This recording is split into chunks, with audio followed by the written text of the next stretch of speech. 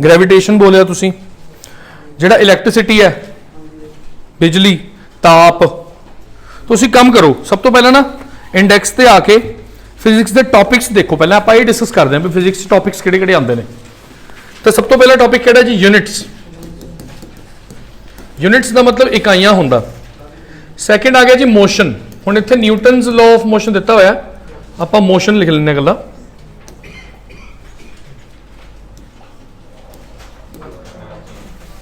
हाँ जी, नैक्सट की आ गया हुण जिहड़ा आ टॉपिक है ना वर्क एनर्जी अते पावर, ये आपां इकट्ठे ही पढ़ना, इक्को जिहियां चीज़ां ने ये नाल लगदियां।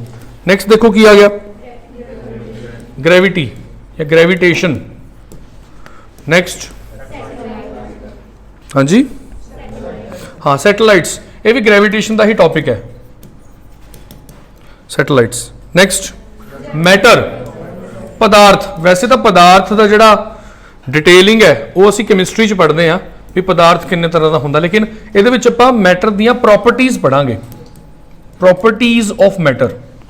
नैक्सट टॉपिक किहड़ा आ गया डेंसिटी, भी इहदे विच ही आ जांदा हुण, इस करके मैं इहनूं इहदे विच ही लिखूंगा। संघनता, जिवें देखो सोना जिहड़ा हैगा वो चांदी नालों कई गुणा डेंस हुंदा है।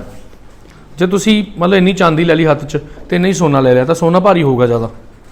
जिस तरह कॉमन सेंस लो, रूह ते लोहा, 1 किलो रूह ते 1 किलो लोहे जो भारी किहड़ा होगा, है ना। आपां साइंस तो पढ़नी नहीं ना, असीं दिमाग लाना, है ना, बड़ी बेसिक जी चीज़ है। 1 किलो रूह ते 1 किलो लोहे चो भारा दोनों बराबर ही होणगे, जो किलो ही ले ले।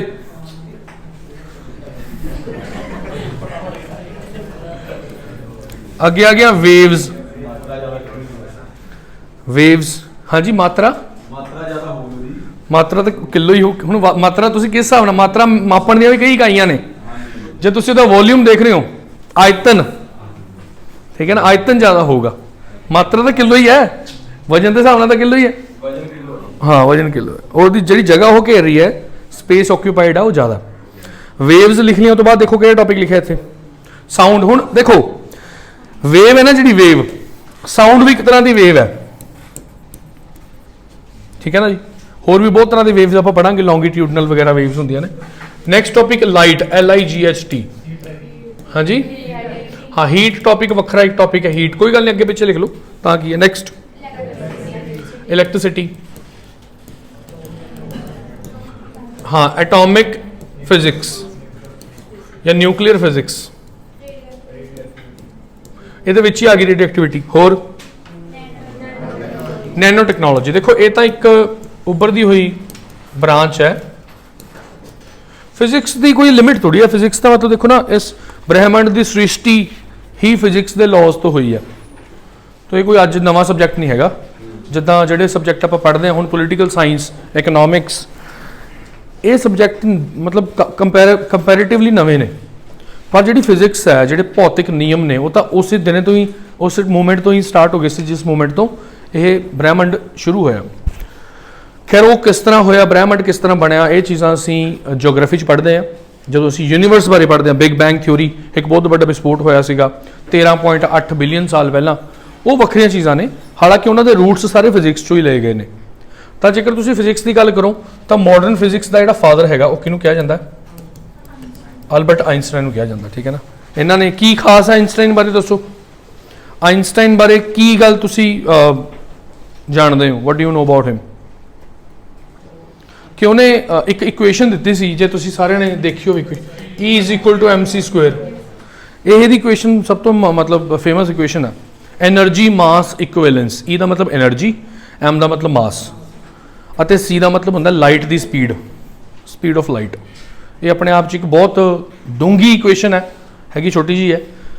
तो जिन्ने भी थोड़े न्यूक्लीयर वैपन्स वगैरह बनते हैं या परमाणु ऊर्जा बनती है, वो इस नियम के उपर आधारित है, E = mc²। इस तो इलावा उन्हें एक थियरी ऑफ रिलेटिविटी दी सी, ठीक है ना। जिदा हुण असी इस टाइम मोशन दे विच आ या रेस्ट च, असी मोशन च इस टाइम किदा, असी मतलब चल रहे हैं या रुके हुए हैं, पंखा चल रहा है या रुकिया हुआ, असी रेस्ट च। ये तुसीं कह नहीं सकते। जेकर कोई इंसान मान लो चन्न ते बह के सानूं देखूगा तो असीं उहदे लई घूम रहे होवांगे, ठीक है ना।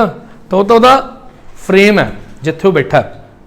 जो ਅਸੀਂ ਬੱਸ 'ਚ ਬੈਠੇ ਹੁੰਦੇ ਆ ਆਲੇ ਸਾਹਮਣੇ ਵਾਲਾ ਬੰਦਾ ਜਿਹੜਾ ਸਾਡੇ ਸਾਹਮਣੇ ਸੀਟ ਤੇ ਬੈਠਾ ਹੈ ਉਹ ਸਾਡੇ ਲਈ ਰੈਸਟ 'ਚ ਹੈ, ਪਰ ਬਾਹਰ ਜੇ ਬੱਸ ਦੇ ਬਾਹਰ ਕੋਈ ਬੰਦਾ ਖੜਾ ਹੋਊਗਾ ਤੇ ਬੱਸ ਚੱਲ ਰਹੀ ਹੋਊਗੀ ਤਾਂ ਅਸੀਂ ਦੋਨੋਂ ਉਹਦੀ ਥਾਂ ਤੇ ਮੋਸ਼ਨ 'ਚ ਹੋਵਾਂਗੇ। ਸਮਝ ਰਹੇ ਹੋ ਨਾ। ਤਾਂ ਇਦਾਂ ਦੇ ਕਨਸੈਪਟਸ ਨੇ। ਸੋ ਅੱਜ ਆਪਾਂ ਸਟਾਰਟ ਕਰਦੇ ਹਾਂ। ਜਿੱਦਾਂ ਸਭ ਤੋਂ ਪਹਿਲਾ ਟੌਪਿਕ ਹੈਗਾ ਸੀ ਯੂਨਿਟਸ। ਯੂਨਿਟਸ ਇਕਾਈ ਨੂੰ ਕਹਿੰਦੇ ਆ। ਕਿਸੇ ਵੀ ਚੀਜ਼ ਦੇ ਮਾਪਣ ਨੂੰ ਆਪਾਂ ਮਤਲਬ ਜਿਹਦੇ ਲਈ ਮਤਲਬ ਮਾਪਣ ਦੇ ਲਈ ਜੋ ਆਪਾਂ ਚੀਜ਼ ਯੂਜ਼ ਕਰਦੇ ਆ ਉਹ ਉਹਦੀ ਇਕਾਈ ਹੁੰਦੀ ਆ। ਤਾਂ ਇਹ ਦੋ ਤਰੀਕੇ ਦੀ ਹੁੰਦੀ ਹੈ। ਸਭ ਤੋਂ ਪਹਿਲਾਂ ਹੁੰਦੀ ਹੈ ਜੀ ਫੰਡਾਮੈਂਟਲ, ਯਾਨੀ ਮੁੱਢਲੀ ਇਕਾਈ। ਇੱਕ ਹੁੰਦੀ ਹੈ ਡਰਾਈਵਡ, ਯਾਨੀ ਜਿਹੜੀ ਇਹ ਤੋਂ ਬਣੀ ਹੈ ਅੱਗੇ ਜਾ ਕੇ। ਜਿਵੇਂ ਸਪੋਜ਼ ਕਰੋ ਤੁਸੀਂ ਬੁੱਕ 'ਚ ਪੇਜ ਨੰਬਰ ਖੋਲ੍ਹਿਆ ਨਾ ਜਿਹੜਾ ਮੈਂ ਤੁਹਾਨੂੰ ਦੱਸਿਆ ਸੀਗਾ, ਉਹਦੇ ਵਿੱਚ ਕੁਝ ਯੂਨਿਟਸ ਦਿੱਤੀਆਂ ਨੇ, ਤੁਸੀਂ ਪੜ੍ਹ ਸਕਦੇ ਹੋ। ਫੰਡਾਮੈਂਟਲ ਯੂਨਿਟਸ ਲਿਖਿਆ ਹੈ ਨਾ, SI ਸਿਸਟਮ ਆਫ ਯੂਨਿਟਸ। ਤਾਂ ਦੇਖੋ ਸਭ ਤੋਂ ਪਹਿਲਾਂ ਕੀ ਹੈ, ਲੈਂਥ ਲਿਖਿਆ। ਜਿਹੜੀ ਲੈਂਥ ਹੈ ਉਹਨੂੰ ਆਪਾਂ ਕਾਹਦੇ 'ਚ ਮਾਪਦੇ ਆ, ਮੀਟਰ 'ਚ, ਸੈਂਟੀਮੀਟਰ 'ਚ, ਕਿਲੋਮੀਟਰ 'ਚ। ਅਲਟੀਮੇਟਲੀ ਤਾਂ ਪਿੱਛੇ ਤਾਂ ਮੀਟਰ ਹੀ ਲੱਗਿਆ ਹੁੰਦਾ ਨਾ, ਨੈਨੋਮੀਟਰ ਵੀ ਹੋ ਸਕਦਾ ਲੇਕਿਨ ਪਿੱਛੇ ਤਾਂ ਮੀਟਰ ਹੀ ਹੈ। ਸੈਕਿੰਡ ਬੋਲੋ ਕਿਹੜੀ ਹੈ। ਹੁਣ ਜਿਹੜਾ ਮਾਸ ਹੈ ਉਹਨੂੰ ਆਪਾਂ ਕਾਹ 'ਚ ਮਾਪਦੇ ਆ, ਕਿਲੋਗ੍ਰਾਮ ਜਾਂ ਗ੍ਰਾਮ ਕਹਿ ਲਓ। ਤੀਸਰੇ ਨੰਬਰ ਤੇ ਕਿਹੜੀ ਆ ਗਈ। ਹੁਣ ਟਾਈਮ ਨੂੰ ਅਸੀਂ ਕਾਹ 'ਚ ਮਾਪਦੇ ਆ, ਕਿਉਂਕਿ ਇੱਕ 60 ਸਕਿੰਟ ਤੋਂ ਮਿੰਟ ਬਣ ਜਾਂਦਾ, ਫਿਰ 60 ਮਿੰਟ ਤੋਂ ਘੰਟਾ ਬਣ ਜਾਂਦਾ, ਫਿਰ ਇਦਾਂ ਚੱਲਦਾ ਰਹਿੰਦਾ। ਠੀਕ ਹੈ। ਉਹ ਤੋਂ ਬਾਅਦ ਚੌਥੀ ਕਿਹੜੀ ਆ ਗਈ ਬੋਲੋ, ਕਰੰਟ। ਇੱਥੇ ਸਿਰਫ ਕਰੰਟ ਦੀ ਗੱਲ ਹੋ ਰਹੀ ਹੈ, ਵੈਸੇ ਤਾਂ ਇਲੈਕਟ੍ਰਿਸਿਟੀ ਦੇ ਵਿੱਚ ਵੋਲਟੇਜ ਵੀ ਹੁੰਦੀ ਹੈ, ਰੈਜ਼ਿਸਟੈਂਸ ਵੀ ਹੁੰਦਾ, ਕੰਡਕਟਿਵਿਟੀ ਵੀ ਹੁੰਦੀ ਹੈ, ਬਹੁਤ ਚੀਜ਼ਾਂ ਨੇ। ਪਰ ਮੁੱਖ ਤੌਰ ਤੇ ਜਿਹੜਾ ਕਰੰਟ ਆਪਾਂ ਜਿਹੜਾ ਕਰੰਟ ਪਾਸ ਹੁੰਦਾ ਆਪਣੇ ਚੋਂ, ਕਰੰਟ ਲੱਗਦਾ ਆਪਾਂ ਨੂੰ ਹੈ ਨਾ, ਤਾਂ ਉਹਦਾ ਜਿਹੜਾ ਹੈਗਾ ਐਂਪੀਅਰ। ਇੱਥੇ ਪੂਰਾ ਵੀ ਲਿਖਿਆ ਹੋ ਸਕਦਾ ਤੇ ਇਕੱਲਾ A ਵੀ ਪਾਇਆ ਹੋ ਸਕਦਾ। ਨੈਕਸਟ ਬੋਲੋ ਕਿਹੜੀ ਆ ਗਈ, ਟੈਂਪਰੇਚਰ। ਟੈਂਪਰੇਚਰ ਕੀ ਹੁੰਦਾ ਇਹ ਦੱਸੋ ਪਹਿਲਾਂ ਤਾਂ। ਮਤਲਬ ਇਹਨੂੰ ਇਹਦੀ ਯੂਨਿਟ ਲਿਖਣ ਤੋਂ ਪਹਿਲਾਂ ਤੁਸੀਂ ਦੱਸੋ ਵੀ ਇਹਦਾ ਮਤਲਬ ਕੀ ਹੈ। ਤਾਪਮਾਨ, ਮਾਨ ਹੈ ਇਹ, ਤਾਪ ਦਾ ਮਾਨ, ਯਾਨੀ ਕਿਸੇ ਜਗ੍ਹਾ ਦਾ ਤਾਪਮਾਨ ਇੱਕ ਉਹਦੀ ਇਕਾਈ ਹੈ, ਉੱਥੇ ਕਿੰਨੀ ਗਰਮੀ ਹੈ ਕਿੰਨੀ ਠੰਡ ਹੈ। ਅ ਡਿਗਰੀ ਆਫ ਹੌਟਨੈਸ ਔਰ ਕੋਲਡਨੈਸ। ਜਾਂ ਤਾਂ ਗਰਮੀ ਹੋਊਗੀ ਜਾਂ ਠੰਡ ਹੋਊਗੀ। ਹੁਣ ਪਤਾ ਕਿਵੇਂ ਲੱਗੂਗਾ, ਇੱਕ ਵੈਲਿਊ ਡਿਸਾਈਡ ਕਰ ਲਈ ਆਪਾਂ ਨੇ, 25 ਡਿਗਰੀ ਸੈਲਸੀਅਸ ਨਾਰਮਲ ਟੈਂਪਰੇਚਰ ਹੁੰਦਾ। ਇਹ ਤੋਂ ਨੀਚੇ ਜਾਓਗੇ ਤਾਂ ਠੰਡ ਹੋਊਗੀ, ਇਹ ਤੋਂ ਉੱਪਰ ਆਓਗੇ ਤਾਂ ਗਰਮੀ ਹੋਊਗੀ।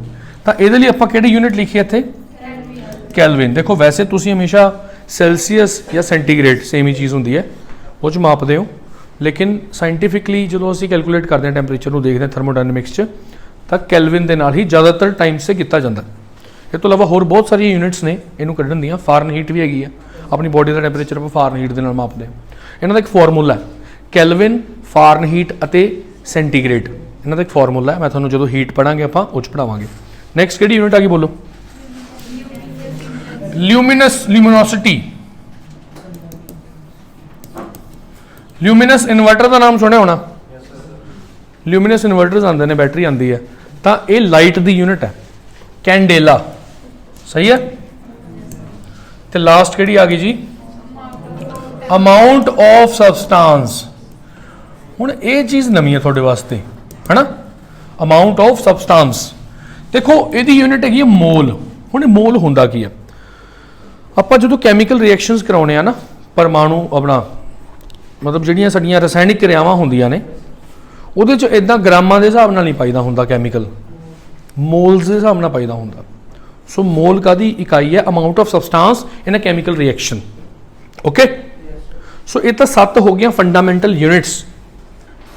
ਇਹਨਾਂ ਨੂੰ ਆਪਾਂ SI ਯੂਨਿਟਸ ਵੀ ਕਹਿ ਦਿੰਦੇ ਆ, ਯਾਨੀ ਇੰਟਰਨੈਸ਼ਨਲ ਸਿਸਟਮ ਆਫ ਯੂਨਿਟਸ ਹੈਗੀਆਂ ਨੇ ਇਹ, ਪੂਰੀ ਦੁਨੀਆ 'ਚ ਇਹੀ ਚੱਲਦੀਆਂ ਨੇ ਮੁੱਖ ਤੌਰ ਤੇ। ਠੀਕ ਹੈ। ਹੁਣ ਕਈ ਥਾਵਾਂ ਤੇ ਕੀ ਕਰਦੇ ਨੇ, ਉੱਥੇ ਯੂਜ਼ ਕਰਦੇ ਨੇ FPS, ਮੀਟਰ ਦੀ ਥਾਂ ਤੇ ਫੁੱਟ ਯੂਜ਼ ਕਰਦੇ ਨੇ, ਫੁੱਟ ਹੈ ਨਾ। ਜਿਹੜਾ ਵਜਨ ਹੁੰਦਾ ਕਿਲੋਗ੍ਰਾਮ ਦੀ ਥਾਂ ਤੇ ਪਾਉਂਡ ਯੂਜ਼ ਕਰਦੇ ਨੇ। ਅਤੇ ਟਾਈਮ ਵਾਸਤੇ ਤਾਂ ਸੇਮ ਕੀ ਹੈ, ਸੈਕਿੰਡ ਯੂਜ਼ ਕਰਦੇ ਨੇ। ਟਾਈਮ ਦਾ ਤਾਂ ਸੇਮ ਰੱਖਿਆ ਉਹਨਾਂ ਨੇ। ਠੀਕ ਹੈ ਜੀ। ਇੱਕ ਤਾਂ FPS ਹੁੰਦੀਆਂ, ਇੱਕ CGS ਹੁੰਦੀਆਂ। CGS C ਤੋਂ ਸੈਂਟੀਮੀਟਰ ਆ ਗਿਆ ਕਿਉਂਕਿ F ਤੋਂ ਫੁੱਟ ਸੀਗਾ, G ਤੋਂ ਗੈਲਨ ਆ ਗਿਆ, S ਤੋਂ ਫਿਰ ਸੈਕਿੰਡ ਆ ਗਿਆ। ਟਾਈਮ ਦੀ ਸੇਮ ਹੀ ਰੱਖੀ ਹੈ। ਇੱਕ ਹੁੰਦੀ MKS, M ਤੋਂ ਮੀਟਰ ਹੋ ਗਿਆ, K ਤੋਂ ਕਿਲੋਗ੍ਰਾਮ ਹੋ ਗਿਆ, S ਤੋਂ ਫਿਰ ਸੈਕਿੰਡ ਹੋ ਗਿਆ। ਤਾਂ ਉਹ ਤਾਂ ਤੁਸੀਂ ਆਪਣਾ ਦੇਖਣਾ ਵੀ ਤੁਸੀਂ ਯੂਨਿਟਸ ਨੂੰ ਕਿਸ ਤਰੀਕੇ ਨਾਲ ਮੰਨਣਾ ਚਾਹੁੰਦੇ ਹੋ। ਤਾਂ ਹਰੇਕ ਦੇਸ਼ ਨੇ ਆਪਣੀ ਆਪਣੀ ਇਕਾਈਆਂ ਮੰਨੀਆਂ ਹੋਈਆਂ ਨੇ, ਉਹ ਐਡਾ ਕੋਈ ਮੈਟਰ ਨਹੀਂ ਹੈਗਾ। ਪਰ 7 ਫੰਡਾਮੈਂਟਲ ਯੂਨਿਟਸ ਇਹੀ ਰਹਿਣਗੀਆਂ, ਇਹਨਾਂ ਦੇ ਨਾਮ ਇਹੀ ਰਹਿਣਗੇ ਤੇ ਇਹਨਾਂ ਦੇ ਜਿਹੜੇ ਸਿੰਬਲ ਨੇ ਉਹ ਇਹੀ ਰਹਿਣਗੇ, ਤੇ ਨੋਟ ਕਰਨ ਵਾਸਤੇ ਜਿਹੜੇ ਅਲਫਾਬੈਟਸ ਨੇ। ਇਹ ਤੋਂ ਇਲਾਵਾ 2 ਯੂਨਿਟਸ ਹੋਰ ਵਿੱਚ ਦਿੱਤੀਆਂ ਹੋਣਗੀਆਂ, ਇੱਕ ਰੇਡੀਅਨ ਤੇ ਇੱਕ ਸਟੇਰੇਡੀਅਨ। ਸਹੀ ਬੋਲ ਰਿਹਾ ਮੈਂ? ਰੇਡੀਅਨ, ਸਟੇਰੇਡੀਅਨ। ਜੇ ਤਾਂ ਜਦੋਂ ਆਪਾਂ ਕਿਸੇ ਚੀਜ਼ ਦਾ ਪਲੇਨ ਐਂਗਲ ਮਾਪਦੇ ਆ ਤਾਂ ਉਹ ਕਾਹਦੇ ਨਾਲ ਮਾਪਿਆ ਜਾਂਦਾ? ਰੇਡੀਅਨ ਦੇ ਨਾਲ। ਅਤੇ ਜਿਹੜੇ ਸੋਲਿਡ ਸਬਸਟੈਂਸ ਹੁੰਦੇ ਨੇ ਉਹਦੇ ਵਿੱਚ ਸੋਲਿਡ ਐਂਗਲ ਜਦੋਂ ਮਾਪਿਆ ਜਾਂਦਾ ਉਹ ਕਾਹਦੇ ਨਾਲ ਮਾਪਿਆ ਜਾਂਦਾ? ਸਟੇਰੇਡੀਅਨ ਦੇ ਨਾਲ ਮਾਪਿਆ ਜਾਂਦਾ। ਗੱਲ ਸਮਝ ਆਈ? ਤਾਂ ਇਹ ਜਿਹੜੀਆਂ 2 ਯੂਨਿਟਸ ਇਹਨਾਂ ਨੂੰ ਸਪਲੀਮੈਂਟਰੀ ਯੂਨਿਟਸ ਵੀ ਕਹਿ ਦਿੰਦੇ ਨੇ। ਕਈ ਵਾਰ ਤਾਂ ਸਿੰਪਲ ਕੁਐਸਚਨ ਆਉਂਦਾ ਵੀ ਫਿਜ਼ਿਕਸ ਦੇ ਵਿੱਚ ਬੇਸਿਕ ਜਾਂ ਫੰਡਾਮੈਂਟਲ ਯੂਨਿਟਸ ਕਿੰਨੀਆਂ ਨੇ? 7। ਸਪਲੀਮੈਂਟਰੀ ਕਿੰਨੀਆਂ ਨੇ? 2। ਹੁਣ ਬਾਕੀ ਜਿੰਨੀਆਂ ਵੀ ਯੂਨਿਟਸ ਆਪਾਂ ਇਹਨਾਂ ਤੋਂ ਬਣਾਵਾਂਗੇ ਉਹ ਸਾਰੀਆਂ ਹੋਣਗੇ ਡਰਾਈਵਡ ਯੂਨਿਟਸ, ਇਹਨਾਂ ਤੋਂ ਬਣੀਆਂ ਹੋਈਆਂ ਇਕਾਈਆਂ। ਗੱਲ ਸਮਝ ਆਈ? ਹੁਣ ਉਹਦੇ ਵਿੱਚ ਸਪੋਜ਼ ਕਰੋ ਮੈਨੂੰ ਮਾਸ ਵੀ ਪਤਾ ਹੈ ਅਤੇ ਟਾਈਮ ਦਾ ਸੈਕਿੰਡ ਵੀ ਪਤਾ। ਮੈਂ ਸਿੰਪਲ ਇਹਦੀ ਐਗਜ਼ਾਮਪਲ ਲੈਣਾ, ਮਾਸ ਅਤੇ ਸੈਕਿੰਡ। ਠੀਕ ਹੈ, ਹੁਣ ਸਾਨੂੰ ਸਾਰਿਆਂ ਨੂੰ ਪਤਾ ਹੈ ਵੀ ਅਸੀਂ ਜਦੋਂ ਗੱਡੀ ਚਲਾਉਂਦੇ ਆ ਤਾਂ ਸਾਡੀ ਕੋਈ ਸਪੀਡ ਹੁੰਦੀ ਹੈ, ਉਹਦਾ ਫਾਰਮੂਲਾ ਹੁੰਦਾ ਡਿਸਟੈਂਸ ਬਟਾ ਟਾਈਮ। ਤਾਂ ਮੈਂ ਗੱਲ ਕਰਦਾ ਸਭ ਤੋਂ ਪਹਿਲਾਂ, ਇਹ ਲੈਂਥ ਦਾ ਮੀਟਰ ਸੀਗਾ, ਮਾਸ ਨਹੀਂ ਸੀਗਾ, ਲੈਂਥ ਦਾ ਮੀਟਰ ਸੀਗਾ। ਤਾਂ ਡਿਸਟੈਂਸ ਦੀ ਯੂਨਿਟ ਤਾਂ ਮੀਟਰ ਹੁੰਦੀ ਹੈ ਅਤੇ ਇਹਦੀ ਯੂਨਿਟ ਕੀ ਹੁੰਦੀ ਹੈ? ਟਾਈਮ ਦੀ ਸੈਕਿੰਡ। ਤਾਂ ਸਪੀਡ ਦੀ ਯੂਨਿਟ ਆ ਗਈ ਮੀਟਰ ਪਰ ਸੈਕਿੰਡ। ਇਹ ਡਰਾਈਵਡ ਯੂਨਿਟ ਹੋ ਗਈ ਮੀਟਰ ਪਰ ਸੈਕਿੰਡ। ਸਪੀਡ ਦੀ ਯੂਨਿਟ ਹੈ ਜੋ ਕਿ ਡਰਾਈਵਡ ਹੈ। ਇਸ ਤਰ੍ਹਾਂ ਜਦੋਂ ਜਦੋਂ ਤੁਸੀਂ, ਹਜੇ ਮੈਂ ਬਾਕੀ ਯੂਨਿਟਸ ਬਾਰੇ ਨਹੀਂ ਤੁਹਾਨੂੰ ਦੱਸੂਗਾ ਕਿਉਂਕਿ ਫਿਰ ਤੁਸੀਂ ਕਨਫਿਊਜ਼ ਹੋ ਜਾਓਗੇ। ਇੱਕ ਦੀ ਹੋਰ ਦੱਸ ਦੇਣਾ। ਜਿਵੇਂ ਇੱਕ ਹੁੰਦੀ ਹੈ ਫੋਰਸ, ਬਲ ਲੱਗਦਾ ਨਾ, ਠੀਕ ਹੈ ਨਾ। ਹੁਣ ਇਹਦਾ ਹੁੰਦਾ m ਗੁਣਾ a। ਹੁਣ m ਤਾਂ ਸਮਝ ਗਏ ਮਾਸ, a ਜਿਹੜੀ ਹੈ ਇਹ ਵੀ ਡਰਾਈਵ ਯੂਨਿਟ ਹੈ। ਆਪਾਂ a ਕੱਢਦੇ ਹਾਂ, ਇਹ ਕੀ ਹੁੰਦੀ ਹੈ ਜੀ? ਇਹ ਹੁੰਦੀ ਹੈ, ਸੁਣੋ, ਸਪੀਡ ਅਪੋਨ ਟਾਈਮ। ਸਪੀਡ ਕੀ ਹੁੰਦੀ ਸੀ? Distance upon time. ਸਪੀਡ ਕੀ ਸੀਗੀ? Distance upon time. ਨੀਚੇ ਫੇਰ ਇੱਕ ਟਾਈਮ ਆ ਗਿਆ ਤਾਂ ਡਿਸਟੈਂਸ ਬਟਾ ਟਾਈਮ ਦਾ ਸਕੁਅਰ ਆ ਗਿਆ। ਤਾਂ ਡਿਸਟੈਂਸ ਵਾਸਤੇ ਕੀ ਹੁੰਦਾ? ਮੀਟਰ। ਇਹਦਾ ਕੀ ਹੁੰਦਾ? ਸੈਕਿੰਡ ਦਾ ਸਕੁਅਰ। ਤਾਂ ਇਹਦੀ ਅਲੱਗ ਯੂਨਿਟ ਆ ਗਈ। ਯਾਨੀ ਮਾਸ ਦੀ ਤਾਂ ਕੀ ਹੁੰਦੀ ਹੈ? ਕਿਲੋਗ੍ਰਾਮ। ਐਕਸਲਰੇਸ਼ਨ ਦੀ ਕੀ ਹੋਗੀ? ਮੀਟਰ ਪਰ ਸੈਕਿੰਡ ਦਾ ਸਕੁਅਰ। ਯਾਨੀ ਆ ਇੱਕ ਡਰਾਈਵਡ ਯੂਨਿਟ ਹੈ ਕਿਹਦੀ? ਫੋਰਸ ਦੀ। ਪਰ ਨਿਊਟਨ ਕਹਿੰਦਾ ਵੀ ਤੁਸੀਂ ਇੰਨਾ ਕਦੇ ਵਾਸਤੇ ਯਾਦ ਰੱਖਣਾ, ਮੇਰਾ ਨਾਮ ਯਾਦ ਰੱਖ ਲਓ ਗੱਲਾਂ। ਤਾਂ ਫੋਰਸ ਦੀ ਯੂਨਿਟ ਆਪਾਂ ਇਕੱਲੀ ਨਿਊਟਨ ਯਾਦ ਰੱਖ ਲੈਂਦੇ ਆ। ਗੱਲ ਸਮਝ ਆਈ? ਉਹ ਕਹਿੰਦਾ ਵੀ ਤੁਸੀਂ ਇਹਨੂੰ ਬਸ ਨਿਊਟਨ ਦਾ ਨਾਮ ਦਿੱਤਾ, ਇਹਨੂੰ ਇਸ ਚੀਜ਼ ਨੂੰ ਕਾਹਦਾ ਨਾਮ ਦਿੱਤਾ? ਫੋਰਸ ਦੀ ਗੱਲ ਨਿਊਟਨ ਨੇ ਕੀਤੀ ਸੀ, ਮਤਲਬ ਉਹਦਾ ਫਾਰਮੂਲਾ ਦਿੱਤਾ ਸੀ। ਫੋਰਸ ਬਾਰੇ ਤਾਂ ਪਹਿਲਾਂ ਵੀ ਪਤਾ ਸੀ ਲੋਕਾਂ ਨੂੰ, ਗੱਡੀਆਂ ਗੁੱਡੀਆਂ ਤਾਂ ਪਹਿਲਾਂ ਵੀ ਚੱਲਦੀਆਂ ਸੀ, ਜੋ ਵੀ ਚੀਜ਼ਾਂ ਚੱਲਦੀਆਂ ਸੀ, ਬੈਲ ਗੱਡੀਆਂ ਤਾਂ ਚੱਲਦੀਆਂ ਹੀ ਹੋਣੀਆਂ। ਸੋ ਇਸ ਤਰ੍ਹਾਂ ਨਿਊਟਨ ਜਿਹੜਾ ਹੈਗਾ ਉਹ ਇੱਕ ਫੋਰਸ ਦੀ ਯੂਨਿਟ ਹੈ, ਪਰ ਉਹ ਡਰਾਈਵਡ ਹੈ, ਉਹ ਫੰਡਾਮੈਂਟਲ ਨਹੀਂ ਹੈ। ਕਿ ਫੰਡਾਮੈਂਟਲ ਤਾਂ 7 ਹੀ ਨੇ, ਮੁੱਢਲੀਆਂ ਇਕਾਈਆਂ ਤਾਂ 7 ਹੀ ਨੇ। ਹੁਣ ਆਪਾਂ ਅੱਗੇ ਚੱਲਦੇ ਹਾਂ। ਇਕਾਈਆਂ ਜਿਹੜੀਆਂ ਨੇ ਆ ਮੈਂ ਤੁਹਾਨੂੰ ਦੱਸਦਾ ਵੀ ਯੂਨਿਟਸ ਨੇ। ਹੁਣ ਯੂਨਿਟਸ ਪੜ੍ਹਨ ਦਾ ਹਜੇ ਕੋਈ ਫਾਇਦਾ ਨਹੀਂ ਹੈਗਾ। ਕਿਉਂ ਨਹੀਂ ਹੈਗਾ? ਕਿਉਂਕਿ ਸਾਨੂੰ ਹਜੇ ਪਤਾ ਤਾਂ ਹੈ ਨਹੀਂ ਫਿਜ਼ਿਕਸ 'ਚ ਹੁੰਦਾ ਕੀ ਹੈ। ਅਸੀਂ ਸਿੱਧਾ ਯੂਨਿਟਸ ਪੜ੍ਹੀ ਜਾਈਏ, ਰੱਟਾ ਮਾਰੀ ਜਾਈਏ, ਸਾਨੂੰ ਕਨਸੈਪਟ ਦਾ ਤਾਂ ਪਤਾ ਨਹੀਂ ਹੈਗਾ। ਤਾਂ ਹਮੇਸ਼ਾ ਫਿਜ਼ਿਕਸ ਦੀਆਂ ਕਿਤਾਬਾਂ 'ਚ ਨਾ ਆਹ ਟੌਪਿਕ ਸਭ ਤੋਂ ਪਹਿਲੇ ਨੰਬਰ 'ਤੇ ਦਿੱਤਾ ਹੁੰਦਾ। ਮੈਨੂੰ ਲੱਗਦਾ ਵੀ ਸਭ ਤੋਂ ਲਾਸਟ 'ਤੇ ਦੇਣਾ ਚਾਹੀਦਾ, ਕਿਉਂਕਿ ਜਦੋਂ ਬੰਦੇ ਨੂੰ ਪਤਾ ਹੀ ਨਹੀਂ ਹੋਊਗਾ ਵੀ ਫਿਜ਼ਿਕਸ 'ਚ ਕੀ ਹੁੰਦਾ। ਇਕਾਈਆਂ ਤਾਂ ਬਾਅਦ 'ਚ ਯਾਦ ਰੱਖਣੀਆਂ ਹੁੰਦੀਆਂ ਨਾ, ਪਹਿਲਾਂ ਤਾਂ ਬੰਦੇ ਦਾ ਨਾਮ ਪੁੱਛੀਦਾ ਹੁੰਦਾ। ਮੰਨ ਲਓ ਉਹਦਾ ਨਾਮ ਹੈਗਾ ਸਲੀਮ, ਉਹ ਤੋਂ ਬਾਅਦ ਫਿਰ ਉਹਦੀ ਇਕਾਈ ਯੂਨਿਟ ਪੁੱਛਣੀ ਹੈ ਵੀ ਸਲੀਮ ਖਾਨ ਹੈ ਜਾਂ ਸਲੀਮ ਸਿੰਘ ਹੈ, ਠੀਕ ਹੈ ਨਾ। ਤਾਂ ਇਹ ਤਾਂ ਉਹਨਾਂ ਦੀ ਸਰਨੇਮ ਹੋ ਗਿਆ, ਬਸ ਸਮਝ ਲਓ। ਓਕੇ, ਸੋ ਆਪਾਂ ਗੱਲ ਕਰਦੇ ਹਾਂ ਹੁਣ। ਅਗਲਾ ਟੌਪਿਕ ਹੈਗਾ ਮੋਸ਼ਨ। ਆਪਾਂ ਮੋਸ਼ਨ ਤੋਂ ਸਟਾਰਟ ਕਰਦੇ ਹਾਂ, ਫਿਰ ਗੱਲ ਬਣੂਗੀ ਕਿ ਮੋਸ਼ਨ ਚੀਜ਼ ਕੀ ਹੈ। ਬੜੀ ਸਿੰਪਲ ਜੀ ਗੱਲ ਹੈ ਜੀ। ਮੋਸ਼ਨ ਗਤੀ, ਜਾਂ ਜਦੋਂ ਕੋਈ ਵੀ ਚੀਜ਼ ਸਥਿਰ ਨਹੀਂ ਹੁੰਦੀ, ਚੱਲਦੀ ਹੁੰਦੀ ਹੈ, ਉਹਨੂੰ ਅਸੀਂ ਮੋਸ਼ਨ ਕਹਿੰਦੇ ਹਾਂ। ਜਦੋਂ ਕੋਈ ਚੀਜ਼ ਆਪਣੀ ਪੋਜੀਸ਼ਨ ਚੇਂਜ ਕਰਦੀ ਹੋਵੇ, ਸਮੇਂ ਦੇ ਹਿਸਾਬ ਨਾਲ, ਟਾਈਮ ਦੇ ਹਿਸਾਬ ਨਾਲ ਆਪਣੀ ਪੋਜੀਸ਼ਨ ਚੇਂਜ ਕਰਦੀ ਹੋਵੇ, ਉਹਨੂੰ ਅਸੀਂ ਮੋਸ਼ਨ ਕਹਿੰਦੇ ਆ। ਜੇ ਨਾ ਕਰਦੀ ਹੋਵੇ, ਖੜੀ ਰਵੇ, ਟਾਈਮ ਚੱਲੀ ਜਾਵੇ, ਉਹ ਖੜੀ ਰਵੇ, ਤਾਂ ਉਹ ਰੈਸਟ ਹੈ। ਤਾਂ ਮੋਸ਼ਨ ਦਾ ਉਲਟਾ ਕੀ ਹੁੰਦਾ ਜੀ? ਰੈਸਟ। ਹੁਣ ਮੈਂ ਤੁਹਾਡੇ ਤੋਂ ਪੁੱਛਿਆ ਵੀ ਤੁਸੀਂ ਮੋਸ਼ਨ ਚੋਂ ਕਿ ਰੈਸਟ ਚੋਂ ਦੱਸੋ। ਇਦਾਂ ਕਹਿਣਾ ਸਹੀ ਨਹੀਂ ਹੈਗਾ। ਕਹੋ ਸਰ ਜੇ ਤਾਂ ਤੁਸੀਂ ਸਾਨੂੰ ਆਪਣੇ ਹਿਸਾਬ ਨਾਲ ਦੇਖ ਰਹੇ ਹੋ, ਇੱਕ ਦੂਸਰੇ ਦੇ ਹਿਸਾਬ ਨਾਲ ਤਾਂ ਅਸੀਂ ਰੈਸਟ 'ਚ ਹਾਂ। ਪਰ ਜੇ ਤੁਸੀਂ ਮੰਨ ਲਓ ਚੰਦਰ ਗ੍ਰਹਿ 'ਤੇ ਚਲੇ ਗਏ ਜਾਂ ਕਿਸੇ ਵੀ ਗ੍ਰਹਿ 'ਤੇ ਚਲੇ ਗਏ, ਮੰਨ ਲਓ ਚੰਦਰਮਾ ਚਲੇ ਗਏ, ਫਿਰ ਤੁਹਾਨੂੰ ਅਸੀਂ ਮੋਸ਼ਨ 'ਚ ਲੱਗਾਂਗੇ। ਨੈਚੁਰਲ ਜੀ ਗੱਲ ਹੈ। ਤਾਂ ਹੁਣ ਮੋਸ਼ਨ ਦੇ ਉੱਪਰ ਤੁਹਾਨੂੰ ਸਾਰਿਆਂ ਨੂੰ ਪਤਾ ਹੋਣਾ ਵੀ ਨਿਊਟਨ ਜਿਹੜਾ ਸੀਗਾ ਉਹਦੇ ਲॉज ਨੇ ਮੋਸ਼ਨ ਦੇ ਉੱਪਰ। ਨਿਊਟਨ ਦੇ ਲਾਅ ਬਹੁਤ ਚੀਜ਼ਾਂ 'ਚ ਨੇ, ਇਕੱਲਾ ਗ੍ਰੈਵਿਟੇਸ਼ਨ 'ਚ ਨਹੀਂ ਹੈਗਾ ਵੀ ਨਿਊਟਨ ਦੇ ਸਿਰ ਤੇ ਸੇਬ ਗਿਰਿਆ ਤੇ ਨਾਲ ਦੇ ਨਾਲ ਸਾਇੰਟਿਸਟ ਬਣ ਗਿਆ, ਇਦਾਂ ਨਹੀਂ ਹੋਇਆ ਹੋਣਾ। ਨਿਊਟਨ ਇੱਕ ਬਹੁਤ ਤਗੜਾ ਵਿਗਿਆਨਿਕ ਸੀਗਾ ਜਿਹਨੇ ਬਹੁਤ ਚੀਜ਼ਾਂ ਦੀ ਗੱਲ ਕੀਤੀ। ਗੱਲ ਤਾਂ ਆਬਜ਼ਰਵੇਸ਼ਨ ਦੀ ਹੈ ਨਾ, ਸੇਬ ਤਾਂ ਪਹਿਲਾਂ ਵੀ ਡਿੱਗਦੇ ਹੋਣਗੇ, ਲੋਕਾਂ ਦੇ ਸਿਰ ਤੇ ਡਿੱਗਦੇ ਹੋਣਗੇ, ਪਰ ਉਹਨੇ ਆਬਜ਼ਰਵ ਕੀਤਾ। ਤਾਂ ਸਭ ਤੋਂ ਪਹਿਲਾਂ ਨਿਊਟਨ ਦੇ ਜਿਹੜੇ ਮੋਸ਼ਨ ਦੇ ਲਾਜ਼ ਨੇ, ਨਿਊਟਨਸ ਲਾਅ ਆਫ ਮੋਸ਼ਨਸ, ਉਹ ਆਪਾਂ ਪੜਾਂਗੇ। ਤਾਂ ਨਿਊਟਨ ਦੇ ਮੋਸ਼ਨ ਦੇ ਕਿੰਨੇ ਲਾਅ ਨੇ? 3 ਲਾਜ਼ ਨੇ। ਦੇਖੋ ਮੈਨੂੰ ਪਤਾ ਹੈ ਕਿਉਂਕਿ ਤੁਸੀਂ ਸਾਰੇ ਸਾਇੰਸ ਬੈਕਗਰਾਊਂਡ ਦੇ ਸਟੂਡੈਂਟਸ ਨਹੀਂ ਹੈਗੇ, ਆਪਾਂ ਇਸ ਤਰ੍ਹਾਂ ਪੜਾਵਾਂਗੇ, ਥੋੜਾ ਪ੍ਰੈਕਟੀਕਲ ਚੀਜ਼ ਨਾਲ ਤਰੀਕੇ ਨਾਲ ਪੜਾਵਾਂਗੇ। ਜਿਵੇਂ ਜ਼ਿਆਦਾ ਥਿਓਰੈਟੀਕਲ ਹੋ ਗਿਆ ਜਾਂ ਨੂਮੈਰੀਕਲ ਵੈਲਿਊਜ਼ ਮੈਂ ਯੂਜ਼ ਕਰਨ ਲੱਗ ਗਿਆ ਤਾਂ ਤੁਸੀਂ ਸਾਰੇ ਇੱਕ ਤਾਂ ਬੋਰ ਫੀਲ ਕਰੋਗੇ ਤੇ ਕਨਫਿਊਜ਼ ਵੀ ਹੋ ਜਾਓਗੇ। ਇੱਕ ਵਾਰੀ ਤੁਹਾਡੇ ਅੰਦਰ ਇੰਟਰਸਟ ਜਗਾਉਣਾ ਸਾਇੰਸ ਦਾ, ਤਾਂ ਕਿ ਤੁਸੀਂ ਇਸ ਕਲਾਸ ਦੇ ਐਂਡ 'ਚ ਜਾਂ ਫਿਜ਼ਿਕਸ ਦੇ ਐਂਡ 'ਚ ਇਹ ਜ਼ਰੂਰ ਕਹੋ ਵੀ ਸਰ ਕਾਸ਼ ਤੁਸੀਂ 10th ਕਲਾਸ ਤੋਂ ਬਾਅਦ ਸਾਨੂੰ ਮਿਲੇ ਹੁੰਦੇ ਤਾਂ ਅਸੀਂ ਨਾਨ ਮੈਡੀਕਲ ਜਾਂ ਮੈਡੀਕਲ ਲੈ ਲੈਂਦੇ। ਜਿਨ੍ਹਾਂ ਨੇ ਲਈ ਹੈ ਉਹ ਤਾਂ ਚਲੋ ਦੇ ਆਰ ਲੱਕੀ, ਠੀਕ ਹੈ ਨਾ। ਮੈਂ ਨਹੀਂ ਕਹਿ ਰਿਹਾ ਬਾਕੀ ਅਨਲੱਕੀ ਨੇ, ਪਰ ਬਹੁਤ ਅੱਛਾ ਲੱਗਦਾ। ਮਤਲਬ ਜੇ ਤੁਸੀਂ ਸਾਇੰਸ ਨੂੰ ਪੜ੍ਹਦੇ ਹੋ, ਅੱਧੀਆਂ ਅੰਡਰਸਟੈਂਡਿੰਗਸ ਤਾਂ ਵੈਸੇ ਹੀ ਦੂਰ ਹੋ ਜਾਂਦੀਆਂ, ਪ੍ਰੋਬਲਮਸ ਤਾਂ ਥੋੜ੍ਹੀਆਂ ਵੈਸੇ ਹੀ ਦੂਰ ਹੋ ਜਾਂਦੀਆਂ। ਦੁਨੀਆ ਨੂੰ ਲੈ ਕੇ ਬੜੇ ਤਰ੍ਹਾਂ ਦੇ ਨੇ ਨਾ, ਜਿੱਦਾਂ ਪਿੱਛੇ ਜੇ ਕੀ ਹੋਇਆ, ਇੱਕ ਮੰਦਿਰ ਦੇ ਵਿੱਚ ਇੱਕ ਮੂਰਤੀ ਦਿਖਾਈ ਗਈ, ਕਿਸੇ ਮਾਤਾ ਦੀ ਮੂਰਤੀ ਸੀ। ਉਹ ਕੀ ਕਰ ਰਹੇ ਸੀਗੇ, ਜਦੋਂ ਹਲਦੀ ਪਾ ਰਹੇ ਸੀ ਮਾਤਾ ਦੇ ਉੱਪਰ ਤਾਂ ਆਈਜ਼ ਕਲੋਜ਼ ਹੋ ਗਈਆਂ, ਤਾਂ ਭਗਤਾਂ ਨੇ ਹਾਹਾਕਾਰ ਮਚਾਤੀ ਵੀ ਬੱਲੇ ਬੱਲੇ, ਠੀਕ ਹੈ ਨਾ। ਸੋ ਜਿਹੜਾ ਲੇਕਿਨ ਸਾਇੰਸ ਪੜ੍ਹਦਾ ਉਹਨੂੰ ਪਤਾ ਵੀ, ਕਿਉਂਕਿ ਯੈਲੋ ਕਲਰ ਤਾਂ ਪਹਿਲਾਂ ਹੀ ਸੀਗਾ ਆਲਰੇਡੀ ਬਾਕੀ ਬਾਡੀ ਦਾ, ਤਾਂ ਇੰਨੀ ਕੁ ਸਾਇੰਸ ਤਾਂ ਸਾਨੂੰ ਆਉਣੀ ਚਾਹੀਦੀ ਹੈ, ਨਹੀਂ ਤਾਂ ਫਿਰ ਅਸੀਂ ਅੰਧ ਵਿਸ਼ਵਾਸਾਂ 'ਚ ਪੈ ਜਾਵਾਂਗੇ।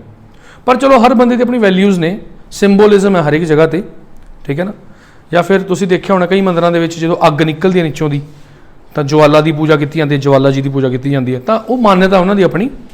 ਦੇਖੋ ਜਿਹੜੀਆਂ ਨੈਚੁਰਲ ਚੀਜ਼ਾਂ ਨੇ ਸਾਨੂੰ ਉਹਨਾਂ ਦੀ ਰਿਸਪੈਕਟ ਤਾਂ ਵੈਸੇ ਹੀ ਕਰਨੀ ਚਾਹੀਦੀ ਹੈ, ਇਹਦੇ 'ਚ ਤਾਂ ਕੋਈ ਡਾਊਟ ਨਹੀਂ ਹੋਣਾ ਚਾਹੀਦਾ, ਪਰ ਸਾਨੂੰ ਉਹਦੇ ਪਿੱਛੇ ਦੀ ਸਾਇੰਸ ਵੀ ਪਤਾ ਹੋਣੀ ਚਾਹੀਦੀ ਹੈ, ਠੀਕ ਨਹੀਂ ਜੀ। ਕੀ ਹੋਇਆ ਇੱਕ ਵਾਰੀ ਜਦੋਂ ਅਮਰੀਕਾ ਦੀ ਜਿਹੜੀ ਸੰਸਥਾ ਨਾਸਾ ਉਹ ਕੰਮ ਕਰ ਰਹੀ ਸੀ ਆਪਣਾ, ਤੇ ਦੂਜੇ ਪਾਸੇ ਰਸ਼ੀਆ ਵਾਲੇ ਨੇ ਜਿਹੜੇ ਉਹ ਵੀ ਆਪਣੇ ਜਹਾਜ਼ ਵਗੈਰਾ ਚੜਾਉਂਦੇ ਸੀਗੇ, ਤਾਂ ਰਸ਼ੀਆ ਵਾਲੇ ਆਪਣੇ ਜਹਾਜ਼ ਚੜਾ ਦਿੰਦੇ ਸੀ ਉੱਪਰ, ਅੰਤਰਿਕਸ਼ ਭੇਜ ਦਿੰਦੇ ਸੀ, ਨਾਸਾ ਵਾਲੇ ਤੋਂ ਨਹੀਂ ਚੜ੍ਹ ਰਹੇ ਸੀਗੇ। ਫਿਰ ਉਹਦੇ ਉੱਪਰ ਇਨਕੁਆਇਰੀ ਬੈਠੀ, ਕਮੇਟੀ ਬਿਠਾਈ ਸਰਕਾਰ ਨੇ, ਬਾਅਦ 'ਚ ਇਹ ਗੱਲ ਦੇਖੀ ਗਈ ਵੀ ਰਸ਼ੀਆ ਵਾਲੇ ਕੀ ਕਰਦੇ ਨੇ, ਜਿਹੜਾ ਮੈਥਮੈਟਿਕਸ ਤੇ ਫਿਜ਼ਿਕਸ ਹੈ ਨਾ, ਉਹਨਾਂ ਦੇ ਉੱਥੇ 6ਵੀਂ ਕਲਾਸ ਤੋਂ ਸਟਾਰਟ ਹੋ ਜਾਂਦਾ, ਤੇ ਇੱਥੇ ਹੋ ਰਿਹਾ ਸੀ 10ਵੀਂ ਤੋਂ ਬਾਅਦ ਸਟਾਰਟ। ਫਿਰ ਸਾਇੰਟਿਸਟ ਨੇ ਸਿੱਟਾ ਕੱਢਿਆ ਵੀ ਜਿਹੜੀ ਸਾਇੰਸ ਹੈ ਉਹ 6ਵੀਂ ਕਲਾਸ ਤੋਂ ਬਾਅਦ ਸਟਾਰਟ ਕਰੋ, ਇੱਥੇ ਵੀ ਤੁਸੀਂ ਵੀ 6ਵੀਂ ਕਲਾਸ ਤੋਂ ਸਾਇੰਸ ਸਟਾਰਟ ਹੋ ਜੇ। ਹੁਣ ਤੁਸੀਂ ਕਹੋਗੇ 6ਵੀਂ ਤੋਂ ਲੈ ਕੇ 10ਵੀਂ ਤੱਕ ਇਹੀ ਜਿਹੀ ਕਿਹੜੀ ਸਾਇੰਸ ਪੜ੍ਹਾਉਂਦੇ ਹੋਣਗੇ ਵੀ ਰੋਕਟ ਚੜਾਉਣਾ ਸਿੱਖ ਗਏ ਹੋ, ਇੱਦਾਂ ਨਹੀਂ ਹੁੰਦਾ। ਗੱਲ ਤਾਂ ਬੇਸਿਕ ਕਨਸੈਪਟਸ ਦੀ ਹੈ ਜਿਹੜੇ ਹੁਣ ਤੁਸੀਂ ਪੜ੍ਹ ਰਹੇ ਹੋ। ਸੋ ਮੈਂ ਗੱਲ ਕਰ ਰਿਹਾ ਸੀ ਨਿਊਟਨ ਦਾ ਫਸਟ ਲਾਅ। ਸਭ ਤੋਂ ਪਹਿਲਾਂ ਆਪਾਂ ਗੱਲ ਕਰਦੇ ਹਾਂ Newton's first law of motion. ਤਾਂ ਨਿਊਟਨ ਦਾ ਫਸਟ ਲਾਅ ਗੱਲ ਕਰਦਾ ਇਨਰਸ਼ੀਆ ਦੀ। ਹੁਣ ਇਹ ਕੀ ਚੀਜ਼ ਹੈ ਜੀ? ਜੇਕਰ ਤੁਸੀਂ ਇਹਨੂੰ ਹਿੰਦੀ ਦੇ ਵਿੱਚ ਜਾਂ ਪੰਜਾਬੀ 'ਚ ਇਹਦਾ ਮੀਨਿੰਗ ਮੇਰੇ ਤੋਂ ਪੁੱਛਣ ਦੀ ਕੋਸ਼ਿਸ਼ ਕਰੋਗੇ ਤਾਂ ਹੁੰਦਾ ਜੜਤਵ ਜਾਂ ਜੜਾਵ, ਮਤਲਬ ਸਾਡਾ ਕਿਸੇ ਚੀਜ਼ ਨਾਲ ਜੁੜੇ ਹੋਣਾ, ਜੜਤਵ ਹੋ ਗਿਆ, ਠੀਕ ਹੈ। ਇਹਨੂੰ ਇੰਗਲਿਸ਼ ਇਨਰਸ਼ੀਆ ਕਹਿ ਦਿੰਦੇ ਨੇ। ਕੋਈ ਮੈਨੂੰ ਸਮਝਾ ਸਕਦਾ ਕਿ ਇਨਰਸ਼ੀਆ ਹੁੰਦਾ ਕੀ ਹੈ? ਜਿਹੜੇ ਲੋਕਾਂ ਨੇ ਸਾਇੰਸ ਪੜ੍ਹੀ ਹੋਈ ਹੈ, ਹਾਂਜੀ, who is the student of non medical ਔਰ medical, tell me what is inertia? जो चीज रेस्ट में है वो रेस्ट में ही रहेगी जब तक हम उसके एक्सटर्नल फोर्स नहीं देंगे। इन्होंने कहा भी सर जेडी चीज रेस्ट च है, सपोज आह एक है भाई साहब, ये बैठे इत्थे, इन्होंने एक बार बिठा देना, चलो बह गए भी रेस्ट च ने, तो रेस्ट च ही रहणगे जब तक मैं इन्होंने छूंगा नहीं या कुछ कहूँगा नहीं। ਇਹਦਾ मतलब इनर्शिया ਹੁੰਦਾ नहीं जी। ये गल तो न्यूटन ने कही सी, जो गल तुसी कह रहे हो। इनर्शिया का मीनिंग की हुंदा? देखो सानू न्यूटन का लॉ तो पता हुंदा, पर सानू उहदा एक्चुअल मीनिंग नहीं पता हुंदा। ज़्यादातर लोगों को पता भी हुंदा जिहड़े चंगी तरह पढ़ते हैं। सो इनर्शिया का मतलब हुंदा स्टेट, किसी चीज़ की स्टेट की है, अवस्था की है, कि वो की कर रही है, वो चीज़ कि वो खड़ी है या चल रही है या वो किसी पर्टिकुलर दिशा वाल घूम रही है। बड़ी बेसिक जी चीज़ है। जो मैं तुहानूं पूरा लॉ समझाता ना अगले 2 मिनटां च, तुसीं कहोगे लै इन्नी बेसिक गल कही सी न्यूटन ने, ये गल तां सानूं भी पता सी पहलां, पर उन्हें पहलां कहती सी, ये गल किताबां 'च लिखती सी, इस करके न्यूटन है, ठीक है ना। जे कोई लखवीर सिंह लिख देना तां लखवीर's लॉ ऑफ मोशन चलदे, ये च की दिक्कत है? सो गल है भी इनर्शिया दी। उन्हें सिंपल गल कही, कहंदा जी जदों तक असीं किसी चीज़ के उपर बल नहीं लगाउंदे उदों तक उस चीज़ की अवस्था चेंज नहीं होंदी। सही गल है गलत गल है ना? देख ट्रकों के पिछे लिखा होंदा देखी जा पर छेड़ी ना, वो काम है। देखी जाओ देखना की हो जाऊगा,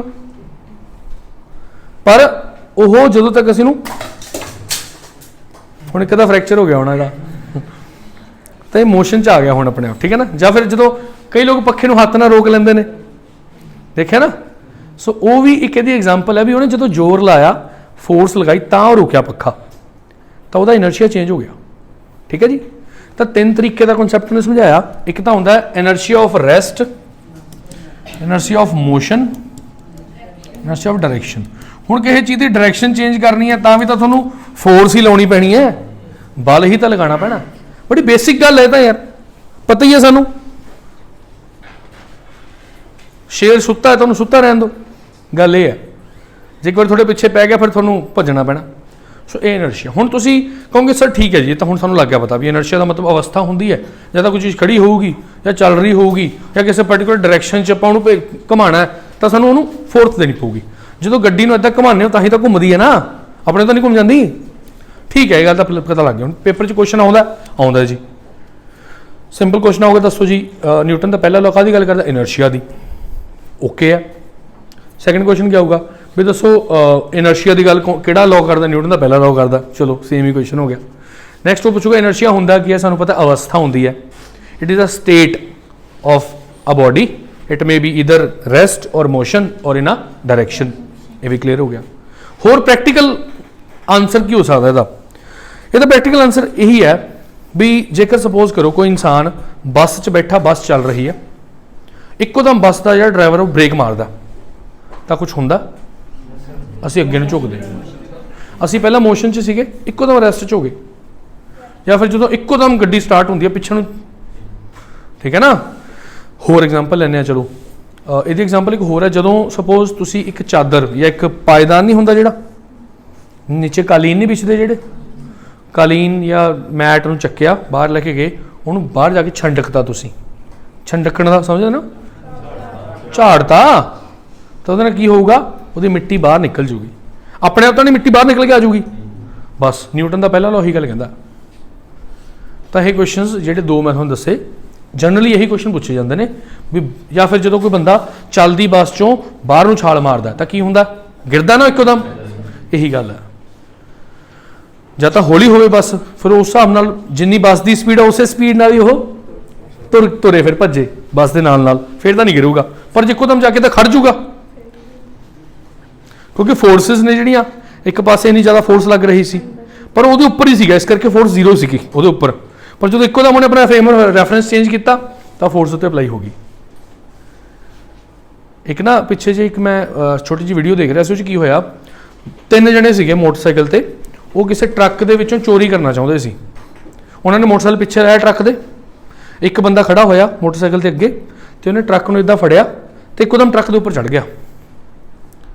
हुण इत्थे की होया जी, जो ट्रक के एकदम चढ़ गया तो नाल दी नाल मोटरसाइकिल गिर गया।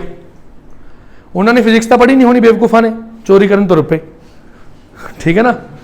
एकदम जो वजन इन्ना घटिया, फोर्स जी पहला मोटरसाइकिल का जो जोर लग रहा सी वो कि हिसाब नाल लग रहा है? 3 बंदे के हिसाब नाल।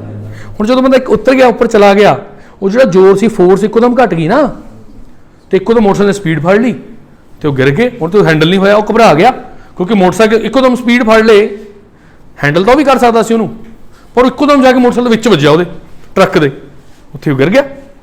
तो इस तरह फिजिक्स का पहला लॉ, न्यूटन का पहला लॉ पढ़ना जरूरी है जेकर चोरी करनी है। ठीक है ना भाई? क्लीयर हो गया सानू जी। मैं थोड़ा ये एग्जाम्पल भी पढ़ातियां। एक तो मैं थोड़ा दसता भी ब्लैंकेट जी होंगी है उन्होंने झाड़ लियो, या फिर दूसरी एग्जाम्पल की ली सी अपने हुणे, बस जी हैगी है जो इकोदम चलती है तो सानू झटका लगता। चलो न्यूटन का पहला लॉ इनर्शिया तो थोड़ा समझ आ गया। सैकेंड लॉ पढ़ते हैं हम न्यूटन का, ये बहुत इंटरेस्टिंग है जी।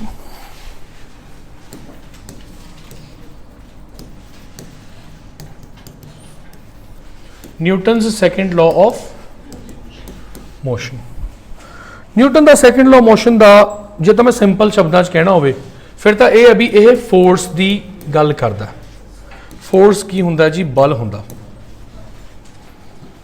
बल की हुंदा जी? जोर हुंदा। जे आपां किसी चीज़ दा जोर लाता ये फोर्स है, ठीक है जी।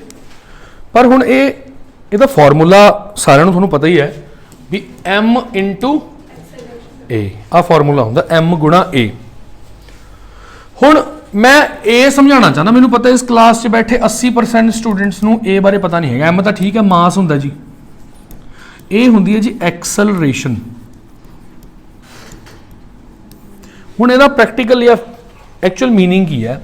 ਦੇਖੋ स्पीड सानू सारिਆਂ ਨੂੰ पता भी स्पीड मोटरसाइकिल की स्पीड जी 40 किलोमीटर प्रति घंटा सी जी, 40 किलोमीटर प्रति घंटा। हुण जिहड़ा 40 किलोमीटर है ये मेरा कोई सरोकार नहीं हैगा, इहनूं मैं मिटा देना। मेरा मतलब सिर्फ यही है भी स्पीड का मतलब की हुंदा किलोमीटर प्रति घंटा, यही हुंदा ना।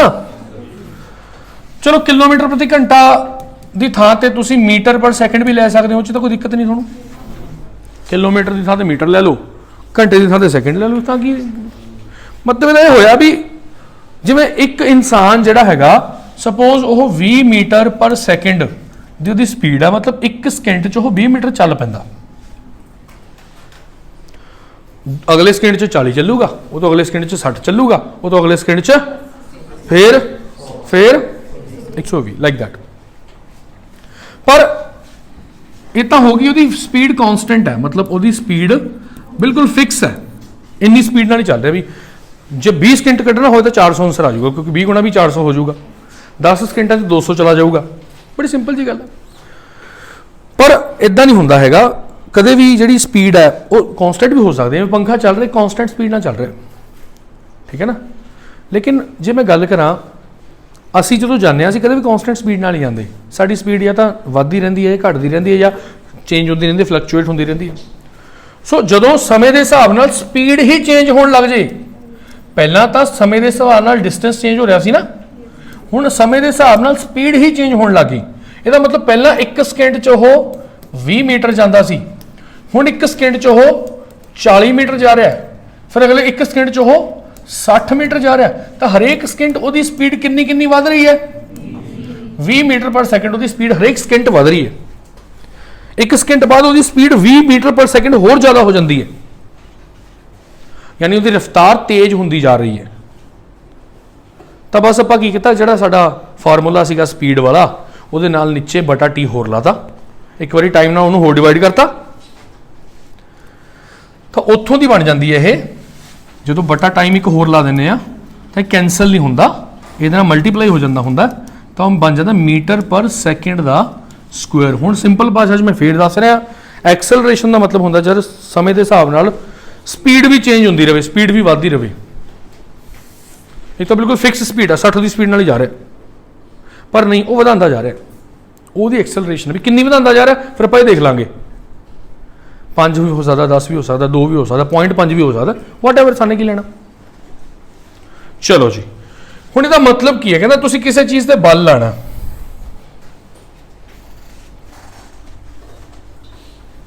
तुसीं चाहुंदे हो कि तुहाडा जिहड़ा बल है, तुसीं हथौड़ा ले लिया,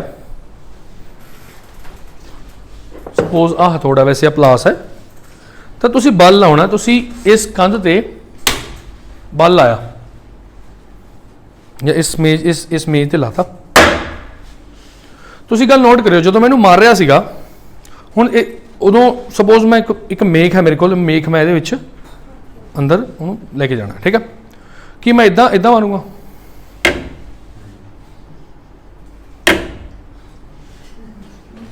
पहली गल तो यह भी गलत है, इदां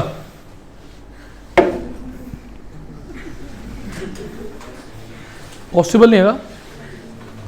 जिवें जिवें मैं अगे जाई जा रहा, मैं गति वधाई जा रहा, तुसीं नोट कर रहे हो, इत्थे जाके तो बिल्कुल तेज हो गई सी।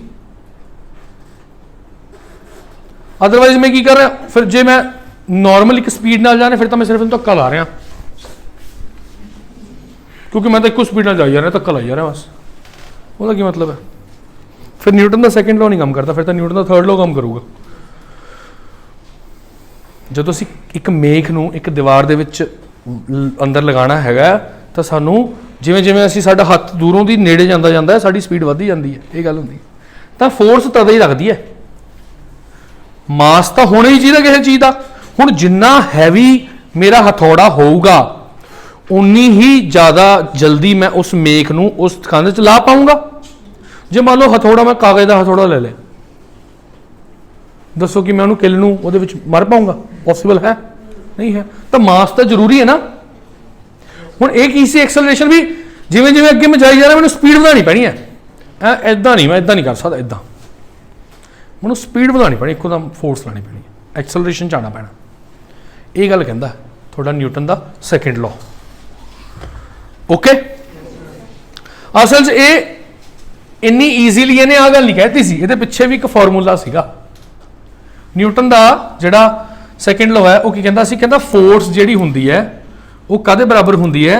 Rate of change of linear momentum.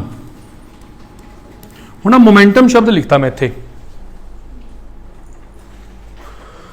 Momentum जिहड़ा हुंदा है इहदा मतलब मास इंटू वेलोसिटी हुंदा है, या mass into speed. Velocity speed ही हुंदी है। आ रेट ऑफ चेंज ऑफ दा मतलब बड़ा मैं टाइम लाता, हुण मास तो ही रह गया बाहर। आ जिहड़ा स्पीड अपॉन टाइम दोबारा मैं लिखा सी, speed upon time, speed upon time दोबारा लिखता ना, सो वो की बन गया फिर एक्सेलरेशन बन गई। तो फॉर्मूला सेम ही है, पर तुसीं इन्ना याद रखना भी जिहड़ा सैकेंड लॉ हैगा साडा, जिहड़ा साडा न्यूटन का सैकेंड लॉ हैगा वो सानू कादी गल करदा? फोर्स दी, बल की गल करदा है। बल का बल नूं एफ नाल लिखदे, फोर्स बराबर है मास इंटू एक्सेलरेशन। सिंपल गल होगी। नैक्सट चलते हैं। हुण इहदी प्रैक्टिकल एप्लीकेशन भी समझाओ। ये वाली एप्लीकेशन तो उत्थे पेपर च पुछनी नहीं, जिहड़ी मैं समझाई हुण ये तो पेपर च पुछनी नहीं। हुण कोई दस सकदे जी एग्जाम्पल?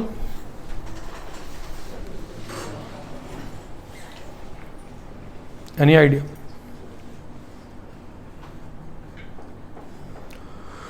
जदों असी जिहड़ी मैं एग्जाम्पल तुहानूं दे रहा ना, ये एग्जाम्पल इनडायरैक्ट एग्जाम्पल है, लेकिन तुहानूं समझ आ जाऊगी। बंदूक जदों चलाई जाती है, गोली चलाता कोई इंसान बंदूक तो, ट्रिगर दबदा गोली चलती है, तो जदों असी गोली चलाने इदां बंदूक नाल, तो सानू भी तो पिछे नूं फोर्स महसूस होंदी है ना, यस और नो? होंदी है। तो असी की करते हैं, हमेशा जिहड़ा बंदूक होंदी है उन्होंने असी हैवी रखते हैं। बंदूक हमेशा हैवी होंदी है, जिहड़ी 32 बोर का या जिन्ने भी बोर का रिवॉल्वर होंदा वो अक्सर हैवी होंदा बाकी किसी होर चीज़ नालों। देखिया होना तुसीं किसी ने तो चक्के तो देखिया ही होना, या जिहड़ी दनाली होंदी तो होर भी भारी होंदी है ना। वो इस करके भारी रखी जाती है क्योंकि हुण इत्थे दो चीज़ां आ गईयां, एक तो आपां या तो उहदा वजन वधाना घटाना या उहदी स्पीड वधानी घटानी है। हुण सपोज करो एक बहुत भारा जिहा इंसान है, 150 किलो का बंदा, एक पासे हैगा 70 किलो का इंसान, तो उन्होंने तो तेज कौन भजूगा? संभावना तो इस चीज़ की है ना भी 70 वाले तेज भजूगा। तो जिवें जिवें असीं मास घटाते जावांगे स्पीड बढ़ती जाऊगी, इनू बढ़ाते जावांगे ये घटती जाऊगी, आपस में उल्टा रिलेशन होंदा इन्हां दा। तो गोली नूं हमेशा बरीक रखा जाता है। बिल्कुल छोटी जी गोली होंदी है जिहड़ी चलदी अगे तो बिल्कुल अगला टिप होंदा ना गोली का, बुलेट एक्चुअली बुलेट वो होंदी है, बाकी कारतूस तो पिछे जिहड़ा हुंदा तो पिछे हुंदा, तो पिछे रह जांदा। पूरी गोली जिहड़ी आपां देखदे पूरी थोड़ी जांदी है, सिर्फ अगली टिप जांदी है, ਉਹਦੇ छर्रे आंदे आ, तो ਉਹਦਾ वजन घट हुंदा, इस करके ਉਹਦੀ स्पीड ज़्यादा हो जाती है, ਅਤੇ ਉਹ ਸਮੇਂ ਦੇ ਹਿਸਾਬ ਨਾਲ ਉਹਦੀ स्पीड ਵੱਧਦੀ ਰਹਿੰਦੀ ਹੈ, ਫਿਰ ਜਾ ਕੇ ਆਪਣਾ ਕੰਮ ਕਰਦੀ ਹੈ। ਅਤੇ ਜਿਹੜੀ ਬੰਦੂਕ ਉਹਦੇ ਵਿੱਚ ਭਾਰੀ ਰੱਖਦੇ ਆ ਤਾਂ ਕਿ ਉਹਦਾ ਜਿਹੜਾ ਪਿੱਛੇ ਨੂੰ ਧੱਕਾ ਮਾਰਦੀ ਹੈ ਉਹਨੂੰ ਕਹਿੰਦੇ ਨੇ ਰੀਕੋਇਲਿੰਗ ਆਫ ਗਨ, ਉਹ ਘੱਟ ਤੋਂ ਘੱਟ ਹੋਵੇ। ਹੁਣ ਤੁਸੀਂ ਇੰਨਾ ਕੁ ਯਾਦ ਰੱਖਣਾ ਵੀ ਨਿਊਟਨ ਦਾ ਸੈਕੰਡ ਲਾਅ ਜਿਹੜਾ ਹੈਗਾ ਉਹਦੇ ਤੇ ਕੀ ਚੀਜ਼ ਆਧਾਰਿਤ ਹੈ? ਰੀਕੋਇਲਿੰਗ ਆਫ ਗਨ, ਜਿਹੜੀ ਮੈਂ ਹੁਣ ਹੁਣੇ ਪੜ੍ਹਾਈ। ਤੇ ਜਿਹੜਾ ਰੌਕਟ ਹੈ, ਜਿਹੜਾ ਉੱਪਰ ਉੱਡਦਾ ਰੌਕਟ ਜਦੋਂ ਉੱਪਰ ਉੱਡਦਾ ਰਹਿੰਦਾ ਨਾ, ਜਿਵੇਂ ਜਿਵੇਂ ਉੱਪਰ ਜਾਂਦਾ ਰਹਿੰਦਾ ਉਹਦੇ ਅੰਦਰ ਜਿਹੜਾ ਫਿਊਲ ਹੁੰਦਾ ਉਹ ਘਟਦਾ ਰਹਿੰਦਾ, ਉਹਦਾ ਮਾਸ ਜਦੋਂ ਘਟੀ ਜਾਊਗਾ ਤਾਂ ਉਹਦੀ ਵੈਲੋਸਿਟੀ ਵਧੀ ਜਾਊਗੀ। ਇੱਕ ਟਾਈਮ ਤਾਂ ਇਹੋ ਜਿਹਾ ਹੁੰਦਾ ਜਦੋਂ ਉਹਨੂੰ ਬਹੁਤ ਜ਼ਿਆਦਾ ਹਾਈ ਸਪੀਡ ਚਾਹੀਦੀ ਹੁੰਦੀ ਹੈ, ਕਰੀਬਨ 11.2 ਕਿਲੋਮੀਟਰ ਪਰ ਸੈਕਿੰਡ, 11.2 ਕਿਲੋਮੀਟਰ ਪਰ ਸੈਕਿੰਡ, ਇੰਨੀ ਸਪੀਡ, ਮਤਲਬ 1 ਸੈਕਿੰਡ 'ਚ ਪਤਨਾ ਤੋਂ ਘੱਗੇ, 1 ਸੈਕਿੰਡ 'ਚ ਹੋ ਗਿਆ, 1 ਸੈਕਿੰਡ ਇੱਕ ਹੋਰ ਹੋ ਗਿਆ, ਗੱਲ ਸਮਝ ਆਈ ਨਾ।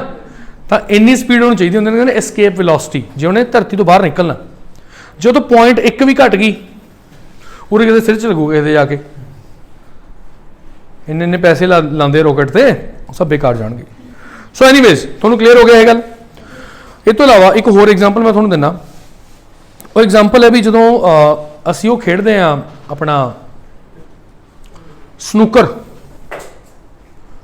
ਨਹੀਂ ਖੇਡਦੇ ਪਰ ਸਨੂਕਰ, ਉਹਦੇ ਵਿੱਚ ਵੀ ਇਹੀ ਪ੍ਰਿੰਸੀਪਲ ਕੰਮ ਆਉਂਦਾ, ਕਿਉਂਕਿ ਉਹ 'ਚ ਵੀ ਤਾਂ ਫੋਰਸਿਸ ਕੰਮ ਕਰਦੀਆਂ ਨੇ ਨਾ, ਫੋਰਸ ਨੇ ਲੱਗਣਾ ਤਾਂ ਜਾ ਕੇ ਉਹ ਅੱਗੇ ਜਾ ਕੇ ਉਹਨੇ ਵੰਡੇ ਜਾਣਾ, ਠੀਕ ਹੈ। ਤਾਂ ਜਿਹੜਾ ਮੋਮੈਂਟਮ ਹੈ ਨਾ ਇਹ ਹਮੇਸ਼ਾ ਕੰਜ਼ਰਵ ਰਹਿੰਦਾ। ਇਹਦਾ ਮਤਲਬ ਕੀ ਹੈ ਮੈਂ ਤੁਹਾਨੂੰ ਦੱਸ ਦੇਣਾ। ਮੋਮੈਂਟਮ ਆ ਨਵੀਂ ਚੀਜ਼, ਤੁਸੀਂ ਵੈਸੇ ਨਿਊਟਨ ਦਾ ਸੈਕੰਡ ਲਾਅ ਸ਼ੁਰੂ ਇੱਥੋਂ ਹੀ ਹੁੰਦਾ, ਠੀਕ ਹੈ। ਇਹਨੂੰ P ਨਾਲ ਡਿਨੋਟ ਕਰਦੇ ਆ, ਇਹਦਾ ਮਤਲਬ ਹੁੰਦਾ ਮਾਸ ਇਨਟੂ ਵੈਲੋਸਿਟੀ। ਫੋਰਸ ਦਾ ਫਾਰਮੂਲਾ ਵੀ ਸੇਮ ਜਿਹਾ ਹੀ ਹੈ, ਮਾਸ ਇਨਟੂ, ਬਸ ਜਦੋਂ ਮੈਂ ਇਹਨੂੰ ਸਾਰਿਆਂ ਨੂੰ T ਨਾਲ ਡਿਵਾਈਡ ਕਰਤਾ ਮਾਸ ਤਾਂ ਸਾਈਡ ਤੇ ਰਹੇਗਾ, V/T ਕੀ ਹੁੰਦਾ ਹੈ, ਐਕਸਲਰੇਸ਼ਨ ਹੁੰਦਾ। ਹੁਣ ਇਹ ਕੀ ਹੁੰਦਾ ਹੈ, M into V, ਇਹ ਹੁੰਦਾ momentum. m1v1 is equal to m2v2 ਹਮੇਸ਼ਾ ਹੀ ਰਹਿੰਦਾ। ਜਿੱਦਾਂ ਮੈਂ ਤੁਹਾਨੂੰ ਹੁਣ ਦੱਸਿਆ ਵੀ ਬੰਦੂਕ ਜਿਹੜੀ ਚੱਲਦੀ ਹੈ ਪਿੱਛੋਂ ਧੱਕਾ ਮਾਰਦੀ ਹੈ, ਇੱਕ ਪਾਸੇ ਬੁਲਟ ਹੈ ਇੱਕ ਪਾਸੇ ਗਨ ਹੈ, ਇਹਦਾ ਮਾਸ ਬਹੁਤ ਘੱਟ ਹੈ, ਮੰਨ ਲਓ 1 ਗੁਣਾ ਵੈਲੋਸਿਟੀ ਇਹਦੀ 20 ਹੋ ਜੂਗੀ, ਤੇ ਇਹਦਾ ਜਿਹੜਾ ਮਾਸ ਹੈਗਾ ਉਹ ਮੰਨ ਲਓ ਹੈਗਾ 20 ਤੇ ਇਹਦੀ ਵੈਲੋਸਿਟੀ ਕਿੰਨੀ ਹੋ ਜੂਗੀ 1। ਇਹ ਦੋਨੋਂ ਵੈਲਿਊਜ਼ ਕੀ ਰਹਿਣਗੀਆਂ, ਹਮੇਸ਼ਾ ਬਰਾਬਰ ਰਹਿਣਗੀਆਂ, ਦੋਨੋਂ ਪਾਸੇ 20 ਹੋ ਗਿਆ ਨਾ। ਇਸ ਤਰ੍ਹਾਂ ਜਿੰਨਾ ਜ਼ਿਆਦਾ ਤੁਸੀਂ ਉਹਦਾ ਮਾਸ ਜ਼ਿਆਦਾ ਕਰੋਗੇ ਉਨੀ ਦੀ ਵੈਲੋਸਿਟੀ ਘਟਦੀ ਜਾਊਗੀ। ਓਕੇ ਜੀ, ਨੈਕਸਟ ਚੱਲਦੇ ਆ third law, Newton's third law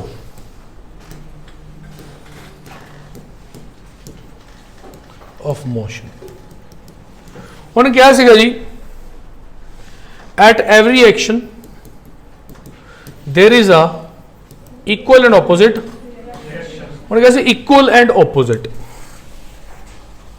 ਜੇਕਰ ਮੈਂ ਇਸ ਕੰਧ ਤੇ 10 ਨਿਊਟਨ ਦੀ ਫੋਰਸ ਲਗਾ ਰਿਹਾ ਤਾਂ ਇਹ ਕੰਧ ਵੀ ਮੈਨੂੰ equal and opposite, ਕਿਉਂਕਿ ਮਾਈਨਸ ਇਸ ਕਰਕੇ ਲਿਖਿਆ ਕਿਉਂਕਿ ਉਹਦੀ ਡਾਇਰੈਕਸ਼ਨ ਆਪੋਜ਼ਿਟ ਹੈ, ਉੱਥੋਂ ਦੀ ਇੰਨੀ ਹੀ ਫੋਰਸ ਉਹ ਵੀ ਮੈਨੂੰ ਲਗਾ ਰਹੀ ਹੈ। ਇਹ ਹਮੇਸ਼ਾ ਇਹ ਪ੍ਰਿੰਸੀਪਲ ਹੈ, ਯੂਨੀਵਰਸ ਪ੍ਰਿੰਸੀਪਲ ਹੈ ਇਹ ਵੀ, ठीक है ना। जिਵੇਂ ईंट का जवाब पत्थर से देना, लाइक दैट, ईंट का जवाब ईंट से ही देना, न्यूटन का कहता सी, पत्थर का फिर ज़्यादा हो जाऊगा ना। हुण की हुंदा इहदे च जिन्ने भी तुहाडे रॉकेट्स ने, मतलब जिथे भी तुसीं एक पासे फोर्स लाई, रॉकेट च भी तो इदां ही हुंदा, रॉकेट हुंदा उहदे विचों दी अग निकलदी है, या जिहड़ा एरोप्लेन हुंदा, एरोप्लेन मान लो है ना, वो जदों चलदा है ਤਾਂ ਉਹਦੇ ਤੇ ਇੰਜਨ ਲੱਗੇ ਹੁੰਦੇ ਇੱਥੇ, ਉਹ ਜਿੰਨੀ ਜ਼ੋਰ ਦੀ ਹਵਾ ਪਿੱਛੇ ਨੂੰ ਮਾਰਦੇ ਉਨਾ ਹੀ ਇਹ ਅੱਗੇ ਨੂੰ ਜਾਂਦਾ। ਬੜਾ ਸਿੰਪਲ ਜਿਹਾ ਫੰਡਾ। ਤਾਂ ਇਹ ਤਾਂ ਬੜੀ ਸਿੰਪਲ ਜੀ ਗੱਲ ਹੈ ਕਿ at every action there is an equal and opposite reaction. ਹੁਣ ਕਈ ਵਾਰੀ ਪੁੱਛ ਲੈਂਦੇ ਬੇਟਾ ਰੌਕਟ ਚੜ੍ਹਦਾ ਜੀ, ਫਿਰ ਹੁਣ ਰੌਕਟ ਕਿਹੜੇ ਲਾਅ ਨਾਲ ਚੜ੍ਹਦਾ? ਜਿੱਥੇ ਵੀ ਮੋਸ਼ਨ ਆ ਗਿਆ ਉੱਥੇ ਨਿਊਟਨ ਦੇ ਤਿੰਨੋਂ ਲਾਅ ਅਪਲਾਈ ਹੁੰਦੇ ਨੇ, ਇਕੱਲਾ ਇੱਕ ਲਾਅ ਨਹੀਂ ਲੱਗਦਾ ਹੈਗਾ ਵੀ ਤੀਸਰਾ ਲੱਗੂਗਾ, ਇਕੱਲਾ ਤਿੰਨੋਂ ਲੱਗਣਗੇ ਜੀ। ਮੈਂ ਵੀ ਜੇ ਚੱਲ ਫਿਰ ਰਿਹਾ ਇੱਥੇ ਤਾਂ ਤਿੰਨੋਂ ਲਾਅ ਲੱਗ ਰਹੇ ਨੇ। ਜਿਵੇਂ ਆ ਪੈਰ ਤੇ ਵਜਨ ਦੇ ਕਿੱਧਰਲੇ ਪੈਰ ਤੇ ਆਇਆ ਤਾਂ ਨਿਊਟਨ ਦਾ ਥਰਡ ਲਾਅ ਲੱਗਿਆ, ਤੇ ਇਨਰਸ਼ੀਆ ਤਾਂ ਹੈਗੀ ਹੈ, ਚੇਂਜ ਹੋਇਆ ਹੀ ਹੈ, ਤੇ ਫੋਰਸ ਤਾਂ ਮੈਨੂੰ ਆਣੀ ਹੀ ਪਈ ਹੈ। ਸੋ ਤਿੰਨੋਂ ਲਾਅ ਸਾਈਮਲਟੇਨੀਅਸਲੀ ਕੰਮ ਕਰਦੇ ਨੇ, ਕੋਈ ਇਦਾਂ ਨਹੀਂ ਹੈਗਾ ਵੀ ਤੁਸੀਂ ਇਹਨਾਂ ਚੀਜ਼ਾਂ ਤੋਂ ਬਚ ਜਾਓਗੇ, ਨਾਟ ਪੋਸੀਬਲ। ਜੇ ਰੈਸਟ ਤੇ ਵੀ ਬੈਠੇ ਹੋ ਤਾਂ ਵੀ ਤੁਹਾਡੇ ਅੰਦਰ ਜਿਹੜੇ ਐਟਮਸ ਨੇ ਉਹਨਾਂ ਦੇ ਅੰਦਰ ਇਹੀ ਲਾਅ ਚੱਲ ਰਿਹਾ, ਠੀਕ ਹੈ ਜੀ। ਸੋ ਨਿਊਟਨ ਦੇ ਤਿੰਨ ਲਾਅ ਆਪਾਂ ਪੜ੍ਹ ਲਏ। ਪਹਿਲਾ ਲਾਅ ਗੱਲ ਕਰਦਾ ਸੀ ਇਨਰਸ਼ੀਆ ਦੀ, दूसरा गल करता सी फोर्स की, तीसरा गल करता एक्शन ते रिएक्शन की। हुण ये हुंदा इदां फिजिक्स च ये चीज़ हुंदी है, जिवें सपोज करो मेरे कोल एक ऑब्जेक्ट हैगा इत्थे, मैनूं इत्थे रखता किसी चीज़ के उपर, तां जिहड़ा ऑब्जेक्ट है इहदा जिहड़ा वजन है वो नीचे नूं लग रहा है, यस और नो। तो फिर ये जिहड़ा ऑब्जेक्ट है ना, जदों मैं इहदी स्टडी कीती, ਹੁਣੇ ਮੈਂ ਤੁਹਾਨੂੰ ਇੱਕ ਟੌਪਿਕ ਪੜ੍ਹਾਇਆ ਦੱਸਿਆ ਸੀ ਜਦੋਂ ਆਪਾਂ ਸਿਲੇਬਸ ਡਿਸਕਸ ਕਰ ਰਹੇ ਸੀਗੇ, ਉਸ ਟੌਪਿਕ ਦਾ ਨਾਮ ਹੈਗਾ ਮੈਟਰ ਦੀਆਂ ਪ੍ਰੋਪਰਟੀਜ਼, ਪਦਾਰਥ ਦੀਆਂ ਵੱਖਰੀਆਂ ਵੱਖਰੀਆਂ ਉਹਦੀਆਂ ਵਿਸ਼ੇਸ਼ਤਾਵਾਂ। ਤਾਂ ਜਦੋਂ ਮੈਨੂੰ ਸਟੱਡੀ ਕੀਤਾ ਇਹਦੇ ਅੰਦਰ ਮੈਂ ਦੇਖਿਆ ਵੀ ਨੀਚੋਂ ਦੀ ਇੱਕ ਫੋਰਸ ਲੱਗ ਰਹੀ ਹੈ, ਉਹਦੇ ਲੱਛਣ ਨੇ ਜਿਹੜੇ ਉਹ ਮਾਈਕਰੋਸਕੋਪਿਕ ਲੈਵਲ ਤੇ ਦੇਖੇ ਵੀ ਜਾ ਸਕਦੇ ਨੇ। ਨੀਚੋਂ ਦੀ ਵੀ ਪ੍ਰੋਪਰ ਬਲ, ਤਾਂ ਹੀ ਤਾਂ ਖੜਾ ਇੱਥੇ। ਜੇ ਨੀਚੋਂ ਕੋਈ ਬਲ ਨਾ ਲੱਗਦਾ ਤਾਂ ਹੁਣ ਲੱਗੂਗਾ ਬਲ ਨੀਚੋਂ ਦੀ ਕੋਈ, ਤੇ ਕਿੱਥੇ ਜਾਊਗਾ? नीचे जाऊगा। इस तरह होंदा। जे तुसी सपोज करो इत्थे कंध दे नाल इदां खड़के नूं धक्का दे रहे हो कंध नूं, तो तुसी इत्थों की जोर ला रहे हो, कंध भी बराबर जोर ला रही है, पर क्योंकि कंध दा जोर तुहाडे जोर नालों ज़्यादा है, इस करके तुसी नहीं कुछ कर पा रहे। जेकर उहदा जोर घट गया, कच्ची कंध हुंदी, ਜਾਂ ਉੱਪਰੋਂ ਦੇ ਨੀਚੋਂ ਨਾ ਬੰਨੀ ਹੁੰਦੀ ਉਹਨੇ ਡਿੱਗ ਜਾਣਾ ਸੀ। ਤਾਂ ਇਹ ਐਕਸ਼ਨ ਇੱਦਾਂ ਮੋਸ਼ਨ ਤੇ ਫੋਰਸਿਸ ਇੱਦਾਂ ਕੰਮ ਕਰਦੀ। ਹੁਣ ਆਪਾਂ ਅੱਗੇ ਚੱਲਦੇ ਹਾਂ। ਮੈਂ ਚਾਹੁੰਦਾ ਕਿ ਕਿਉਂਕਿ ਅਗਲੇ ਜਿਹੜੇ ਟੌਪਿਕਸ ਨੇ ਨਾ ਇਹ ਸਮਝਾਉਣ ਦੇ ਲਈ ਮੈਂ ਤੁਹਾਨੂੰ ਮੋਸ਼ਨ ਨੂੰ ਥੋੜ੍ਹਾ ਜਿਹਾ ਹੋਰ ਡਿਟੇਲ 'ਚ ਚੱਲੂੰਗਾ, ਪਰ ਅੱਜ ਆਪਾਂ ਇੱਕ ਹੋਰ ਟੌਪਿਕ ਕਰ ਲੈਂਦੇ ਹਾਂ ਕਿਉਂਕਿ ਥੋੜ੍ਹਾ ਜਿਹਾ ਟਾਈਮ ਦਾ ਵੀ ਆਪਾਂ ਦੇਖਣਾ। ਆਪਾਂ ਫਿਜ਼ਿਕਸ ਨੂੰ 5 ਤੋਂ ਲੈ ਕੇ 6 ਦਿਨ ਦੇਵਾਂਗੇ, ਇਹ ਤੋਂ ਬਾਅਦ ਫਿਰ ਉਹਦੇ ਕੁਐਸਚਨਸ ਕਰਾਂਗੇ, ਇਹ ਤੋਂ ਜ਼ਿਆਦਾ ਨਹੀਂ, ਕਿਉਂਕਿ ਉੱਦਾਂ ਦਾ ਫਿਜ਼ਿਕਸ ਤੁਹਾਨੂੰ ਪਤਾ ਕਿੱਡਾ ਵੱਡਾ ਸਬਜੈਕਟ ਹੈ। ਤਾਂ ਹਾਂਜੀ ਰਾਜੇ ਸੈਕਿੰਡ ਲਾਅ ਤੇ ਥਰਡ ਲਾਅ 'ਚ ਇਹ ਡਿਫਰੈਂਸ ਹੈ ਕਿ ਜਿਹੜਾ ਸੈਕਿੰਡ ਲਾਅ ਹੈਗਾ ਉਹ ਇੱਕ ਸਾਨੂੰ ਇਕੁਏਸ਼ਨ ਕਹਿੰਦਾ, ਕਿਉਂਕਿ ਸੈਕਿੰਡ ਲਾਅ ਦੀ ਡੈਫੀਨੇਸ਼ਨ ਤੁਸੀਂ ਪੜ੍ਹੋਗੇ ਨਾ, ਉਹ ਕੀ ਕਹਿੰਦਾ that the force applied on an object is directly proportional to the rate of change of linear momentum। ਉਹ ਇੱਕ ਥੋੜੀ ਜਿਹੀ ਕੰਪਲੀਕੇਟਡ ਚੀਜ਼ ਆ ਗਈ, ਇੰਪੀਰੀਕਲ ਚੀਜ਼ ਆ ਗਈ। ਇੰਪੀਰੀਕਲ ਬੋਲੇ ਤਾਂ ਫਾਰਮੂਲਾ ਇਨਵੋਲਵ ਹੋ ਗਿਆ ਉਹਦੇ 'ਚ, ਫਾਰਮੂਲਾ ਤਾਂ ਇਹ 'ਚ ਵੀ ਹੈ ਪਰ ਇਹ 'ਚ ਵੱਖਰੇ ਤਰ੍ਹਾਂ ਦਾ ਫਾਰਮੂਲਾ, ਕਿਉਂਕਿ ਉਹਨੇ ਦੋ ਗੱਲਾਂ ਅਲੱਗ-ਅਲੱਗ ਕਹੀਆਂ ਨੇ, ਕੋਈ ਡਿਫਰੈਂਸ ਹੈ ਤਾਂ ਹੀ ਕਹੀਆਂ ਨੇ। ਉਹ ਡਿਫਰੈਂਸ ਮੈਂ ਤੁਹਾਨੂੰ ਸਮਝਾ ਚੁੱਕਿਆ ਦੋ ਅਲੱਗ-ਅਲੱਗ ਐਗਜ਼ਾਮਪਲਾਂ ਦੇ ਕੇ, ਪਰ ਮੈਂ ਤੁਹਾਨੂੰ ਦੀ ਐਪਲੀਕੇਸ਼ਨ ਦੱਸੀ ਵੀ ਦੋਨੋਂ ਥਾਂ ਤੇ ਸੇਮ ਲੱਗਦੀ ਹੈ। ਜਦੋਂ ਰਾਕੇਟ ਉੱਡਦਾ ਹੈ ਤਾਂ ਸੈਕਿੰਡ ਲਾਅ ਕਦੋਂ ਲੱਗ ਰਿਹਾ? ਜਦੋਂ ਉਹ ਆਪਣਾ ਇੰਧਨ ਖਾਲੀ ਕਰਦਾ ਜਾ ਰਿਹਾ, ਉਹਦਾ ਲੀਨੀਅਰ ਮੋਮੈਂਟਮ ਚੇਂਜ ਹੁੰਦਾ ਜਾ ਰਿਹਾ, ਪਰ ਜਿਹੜਾ ਓਵਰਆਲ ਮੋਮੈਂਟਮ ਹਮੇਸ਼ਾ ਕੰਜ਼ਰਵ ਰਹਿੰਦਾ। ਹੁਣ ਇੱਥੇ ਮੈਂ ਥੋੜਾ ਜ਼ਿਆਦਾ ਟੈਕਨੀਕਲ ਹੋ ਰਿਹਾ ਕਿਉਂਕਿ ਸ਼ਾਇਦ ਤੁਸੀਂ ਸਾਇੰਸ ਸਟੂਡੈਂਟ ਹੋਵੋਗੇ, ਮੇ ਵੀ ਹੈਗੇ ਹੋ, ਫਿਰ ਤਾਂ ਤੁਸੀਂ ਸਮਝ ਰਹੇ ਹੋ, ਫਿਰ ਤਾਂ ਕੋਈ ਦਿੱਕਤ ਨਹੀਂ, ਪਰ ਬਾਕੀ ਸਾਡੇ ਜਿਹੜੇ ਭੋਲੇ ਪੰਛੀ ਨੇ ਹਜੇ ਥੋੜੇ ਹੁਣ ਉੱਪਰ ਚਲਾ ਜਾਏਗਾ ਗੱਲ, ਕਿਉਂਕਿ ਆਪਾਂ ਪੜ੍ਹਿਆ ਸੀ ਨਾ ਵੀ rate of change of linear momentum ਉੱਥੇ ਹੋ ਰਿਹਾ। ਕਿਉਂ ਹੋ ਰਿਹਾ? ਫਿਊਲ ਨੀਚੇ ਗੇੜਦਾ ਜਾ ਰਿਹਾ, ਸਪੀਡ ਹੋਰ ਵੱਧਦੀ ਜਾ ਰਹੀ ਹੈ। ਜਦੋਂ ਕਿ ਥਰਡ ਲਾਅ ਸਿੰਪਲੀ ਗੱਲ ਕਹਿੰਦਾ ਐਕਸ਼ਨ ਐਂਡ ਰਿਐਕਸ਼ਨ ਦੀ। ਬੜੀਆਂ ਮੁੱਢਲੀਆਂ ਗੱਲਾਂ ਨੇ ਇਹ। ਹੁਣ ਜੇ ਅਸੀਂ ਸੁਣਦੇ ਹਾਂ ਵੀ ਆਹ ਤਾਂ ਪਤਾ ਹੀ ਸਰ, ਇਹ ਵੀ ਮੈਨੂੰ ਪਤਾ ਸੀਗਾ ਵੀ ਐਕਸ਼ਨ ਤੇ ਰਿਐਕਸ਼ਨ ਹੁੰਦਾ, ਮੈਂ ਕਿਸੇ ਨੂੰ ਥੱਪੜ ਮਾਰੂਗਾ ਉਹ ਵੀ ਮਾਰੂਗਾ, ਪਰ ਜਿਹਨੇ ਪਹਿਲਾਂ ਕਹਿਤੀ ਉਹਦੇ ਨਾਮ ਤੇ ਲਾਅ ਬਣ ਗਿਆ। ਸਮਝ ਰਹੇ ਹੋ ਨਾ? ਤਾਂ there is a huge difference ਜੋ ਕਿ ਆਪਾਂ ਹੁਣੇ ਪੜ੍ਹਿਆ। ਦੋਨੋਂ ਦੇ ਅਲੱਗ-ਅਲੱਗ ਸਿਗਨੀਫਿਕੈਂਸ ਨੇ। ਪਹਿਲਾ ਲਾਅ ਇਨਰਸ਼ੀਆ ਦੇ ਉੱਪਰ ਫੋਕਸ ਕਰਦਾ ਸੀ। ਹੁਣ ਜਦੋਂ ਇਨਰਸ਼ੀਆ ਲੱਗ ਰਿਹਾ ਹੋਣਾ ਤਾਂ ਫੋਰਸ ਵੀ ਲੱਗ ਰਹੀ ਹੋਣੀ, ਐਕਸ਼ਨ ਰਿਐਕਸ਼ਨ ਵੀ ਹੋ ਰਿਹਾ ਹੋਣਾ, ਪਰ ਉਹਨੇ ਸਮਝਾਉਣ ਵਾਸਤੇ ਸਾਨੂੰ ਅੱਡ-ਅੱਡ ਕਰਤਾ ਕਿਉਂਕਿ ਅਸੀਂ ਪਾਰਟਸ ਤੋੜ ਕੇ ਪੜ੍ਹਨਾ ਚੀਜ਼ ਨੂੰ। ਗੱਲ ਸਮਝ ਆ ਗਈ? ਸੋ ਇਦਾਂ ਬਾਕੀ ਤਾਂ ਬਹੁਤ ਸਾਰੇ ਲਾਜ਼ ਨੇ, ਹਜੇ ਅੱਗੇ ਜਾ ਕੇ ਹੋਰ ਵੀ ਬਹੁਤ ਕੁਝ ਪੜਾਂਗੇ ਆਪਾਂ। ਤਾਂ ਹੁਣ ਮੈਂ ਇੱਕ ਹੋਰ ਟੌਪਿਕ ਤੁਹਾਨੂੰ ਪੜ੍ਹਾਉਣਾ ਚਾਹੁੰਦਾ ਕਿਉਂਕਿ ਮੇਰਾ ਥੋੜਾ ਜਿਹਾ ਇਹ ਹੈ ਵੀ ਨਾਲ ਤੁਹਾਡਾ ਇੰਟਰਸਟ ਵੀ ਬਣਿਆ ਰਹੇ ਸਾਇੰਸ ਦੇ ਪ੍ਰਤੀ, ਨਹੀਂ ਤਾਂ ਤੁਸੀਂ ਹੇਟ ਕਰਨ ਲੱਗ ਜਾਓਗੇ ਸਾਇੰਸ ਨੂੰ ਜਿਵੇਂ ਹੁਣ ਤੱਕ ਕਰਦੇ ਆਏ ਹੋ। ਹੁਣ ਮੈਂ ਤੁਹਾਨੂੰ ਸਾਊਂਡ ਬਾਰੇ ਪੜ੍ਹਾ ਰਿਹਾ ਰਾਜੇ, ਕਿਉਂਕਿ ਇਹਦੇ ਵਿੱਚੋਂ ਕਾਫੀ ਕੁਐਸਚਨਸ ਅਕਸਰ ਆ ਜਾਂਦੇ ਆ, ਬਣ ਵੀ ਜਾਂਦੇ ਆ, ਕਿਉਂਕਿ ਦੇਖੋ ਕੁਐਸਚਨ ਤਾਂ ਹਰੇਕ ਟੌਪਿਕ 'ਚੋਂ ਬਣਦੇ ਆ, ਬਹੁਤ ਸਾਰੇ ਬਣਦੇ ਆ, ਹਜ਼ਾਰਾਂ ਕੁਐਸਚਨਸ ਬਣਦੇ ਆ ਜਿੰਨਾ ਹੁਣ ਤੱਕ ਮੈਂ ਤੁਹਾਨੂੰ ਪੜ੍ਹਾ ਚੁੱਕਿਆ। ਜੇ ਤੁਸੀਂ IIT ਦੀ ਤਿਆਰੀ ਕਰੋਗੇ ਤਾਂ ਇੰਨੇ ਕੁ ਟੌਪਿਕ 'ਚੋਂ ਹੀ ਹੁਣ ਤੱਕ 500 ਕੁਐਸਚਨ ਤਿਆਰ ਹੋ ਗਿਆ ਹੋਣਾ। ਜਿੰਨਾ ਮਰਜ਼ੀ ਡੀਪ ਚਲੇ ਜਾਓ ਸਾਇੰਸ ਦੇ ਅੰਦਰ ਤਾਂ ਰਿਸਰਚ ਹੈ, ਪਰ ਕਈ ਟੌਪਿਕ ਸਾਡੇ ਜਿਹੜੇ ਪੇਪਰ ਨੇ ਕੰਪੀਟੀਟਿਵ ਐਗਜ਼ਾਮਸ ਨੇ ਗਵਰਨਮੈਂਟ ਦੇ, ਉਹਦੇ ਵਿੱਚ ਕੀ ਹੈ ਕਈ ਟੌਪਿਕ ਇਦਾਂ ਦੇ ਨੇ ਜਿਨ੍ਹਾਂ 'ਚ ਕੁਐਸਚਨ ਬਹੁਤ ਘੱਟ ਬਣਦੇ ਨੇ, 1 2 3 4 5 ਬਸ, ਪਰ ਕਈ ਟੌਪਿਕਸ ਦੇ ਵਿੱਚ ਕੁਐਸਚਨ ਬਹੁਤ ਜ਼ਿਆਦਾ ਬਣਦੇ ਨੇ। ਸੋ ਆਪਾਂ ਉਸ ਤਰ੍ਹਾਂ ਉਹਨਾਂ ਨੂੰ ਜ਼ਿਆਦਾ ਫੋਕਸ ਕਰਾਂਗੇ। ਸਾਊਂਡ ਕੀ ਹੈ ਜੀ? ਧੁਨੀ। ਸਾਊਂਡ ਸੁਣਾਈ ਦਿੱਤੀ ਹੈ ਤੁਹਾਨੂੰ? ਸਾਊਂਡ, ਹੈਲੋ, ਆਵਾਜ਼ ਆ ਰਹੀ ਪਿੱਛੇ ਤੱਕ? ਜਦੋਂ ਮੈਂ ਕੋਈ ਚੀਜ਼ ਬੋਲਦਾ ਤੁਹਾਨੂੰ ਪਿੱਛੇ ਸੁਣਾਈ ਦਿੰਦੀ ਹੈ। ਹੁਣ ਤੁਸੀਂ ਇਹ ਦੱਸੋ ਮੈਨੂੰ ਬੇਸਿਕ ਕਿ ਇਹ ਇੱਕ એનર્ਜੀ ਹੈ ਜਾਂ ਇਹ ਇੱਕ ਪਾਰਟੀਕਲ ਹੈ? ਪਾਰਟੀਕਲ ਦਾ ਮਤਲਬ ਹੁੰਦਾ ਵੀ ਕੋਈ ਚੀਜ਼, ਕੋਈ ਪਦਾਰਥ। ਜਦੋਂ ਮੈਂ ਬੋਲਿਆ ਤਾਂ ਤੁਹਾਡੇ ਤੱਕ ਕੋਈ ਪਦਾਰਥ ਪਹੁੰਚਿਆ? ਕੋਈ ਚੀਜ਼ ਤਾਂ ਨਹੀਂ ਆ ਕੇ ਲੱਗੀ ਸਿਰ ਤੇ ਤੁਹਾਡੇ? ਇੱਦਾਂ ਨਹੀਂ, ਤੁਹਾਨੂੰ ਸਿਰਫ ਇੱਕ ਆਵਾਜ਼ ਸੁਣਾਈ ਦਿੱਤੀ ਹੈ। ਉਹ ਜਿਹੜੀ ਆਵਾਜ਼ ਹੈ ਉਹ ਊਰਜਾ ਦੇ ਰੂਪ 'ਚ ਇੱਥੋਂ ਉੱਥੇ ਤੱਕ ਪਹੁੰਚੀ ਹੈ। ਤਾਂ ਇਹ ਇੱਕ ਤਰ੍ਹਾਂ ਦੀ એનર્ਜੀ ਹੈ। ਪਹਿਲੀ ਗੱਲ ਤਾਂ ਇਹ 'ਚ ਕੋਈ ਪਾਰਟੀਕਲਸ ਇਨਵੋਲਵ ਨਹੀਂ ਹੁੰਦੇ। ਅਤੇ ਇਹ ਕਿਸ ਫਾਰਮ 'ਚ ਟਰੈਵਲ ਕਰਦੀ ਹੈ? ਇਹ ਵੇਵ ਫਾਰਮ 'ਚ ਟਰੈਵਲ ਕਰਦੀ ਹੈ। ਵੇਵਸ ਜਿੱਦਾਂ ਚੱਲਦੀਆਂ, ਤਰੰਗਾਂ, ਠੀਕ ਹੈ ਨਾ? ਉਹ ਕਿੱਦਾਂ ਚੱਲਦੀ ਹੈ? ਵੇਵ ਇੱਦਾਂ ਚੱਲਦੀ ਹੈ, ਦੇਖੋ, ਠੀਕ ਹੈ ਜੀ। ਹੁਣ ਪਹਿਲਾਂ ਤਾਂ ਮੈਂ ਇਹਨੂੰ ਅੱਗੇ ਸਮਝਾਉਣ ਤੋਂ ਪਹਿਲਾਂ ਤੁਹਾਨੂੰ ਇਹ ਦੱਸਦਾ ਵੀ ਵੇਵ ਦਾ ਕੀ ਹਿਸਾਬ ਕਿਤਾਬ ਹੁੰਦਾ। ਵੇਵ ਇਸ ਤਰ੍ਹਾਂ ਦੀ ਹੁੰਦੀ ਹੈ, ਤੁਸੀਂ ਕਦੇ ਕੋਈ ਧਾਗਾ ਲੈ ਕੇ ਉਹਨੇ ਇੱਦਾਂ ਕਰਕੇ ਦੇਖੋਗੇ ਤਾਂ ਤੁਸੀਂ ਦੇਖ ਸਕਦੇ ਹੋ ਵੇਵ, ਜਾਂ ਸਮੁੰਦਰ ਦੇ ਵਿੱਚ ਵੀ ਤਾਂ ਵੇਵ ਚੱਲਦੀਆਂ ਨੇ। ਹੁਣ ਵੇਵ ਨੂੰ ਪੜ੍ਹਨ ਵਾਸਤੇ ਉਹਦੇ ਅਲੱਗ-ਅਲੱਗ ਅੰਗ ਹੁੰਦੇ ਨੇ ਵੇਵ ਦੇ ਕਈ ਸਾਰੇ, ਠੀਕ ਹੈ? ਸਭ ਤੋਂ ਪਹਿਲਾਂ ਤਾਂ ਹੁੰਦੀ ਹੈ ਵੇਵ ਲੈਂਥ, ਅਤੇ ਇੱਕ ਚੀਜ਼ ਹੁੰਦੀ ਹੈ ਫ੍ਰੀਕੁਐਂਸੀ, ਇੱਕ ਚੀਜ਼ ਹੁੰਦਾ ਐਂਪਲੀਟਿਊਡ। ਹਾਂਜੀ, ਹਾਂ, ਫਿਲਹਾਲ ਆਪਾਂ ਇਹਨਾਂ ਤਿੰਨਾਂ ਚੀਜ਼ਾਂ ਬਾਰੇ ਪੜਾਂਗੇ, ਠੀਕ ਹੈ? ਦੇਖੋ ਆਹ ਵੇਵ ਹੈ, नीचे वाली चीज़ ਨੂੰ ਅਸੀਂ ਕੀ ਕਹਿੰਦੇ ਆ ਕਰਸਟ, ਉੱਪਰ ਵਾਲੀ ਚੀਜ਼ ਨੂੰ ਅਸੀਂ ਕਹਿੰਦੇ ਆ ਟਰਫ। ਇਹਦੇ ਨਾਲ ਕੋਈ ਫਰਕ ਨਹੀਂ ਪੈਂਦਾ। ਤੁਸੀਂ ਇਹ ਸਮਝੋ ਆ ਇੱਕ ਵੇਵ ਇੱਥੋਂ ਸ਼ੁਰੂ ਹੋਈ, ਇਹ ਇੱਥੇ ਤੱਕ ਹਾਫ ਵੇਵ, ਇੱਥੇ ਤੱਕ ਪੂਰੀ ਕੰਪਲੀਟ ਹੋ ਗਈ, ਸੇਮ ਪੁਆਇੰਟ ਆ ਗਿਆ ਨਾ ਉੱਥੇ, ਕੰਪਲੀਟ ਸਾਈਕਲ ਪੂਰਾ ਹੋ ਗਿਆ।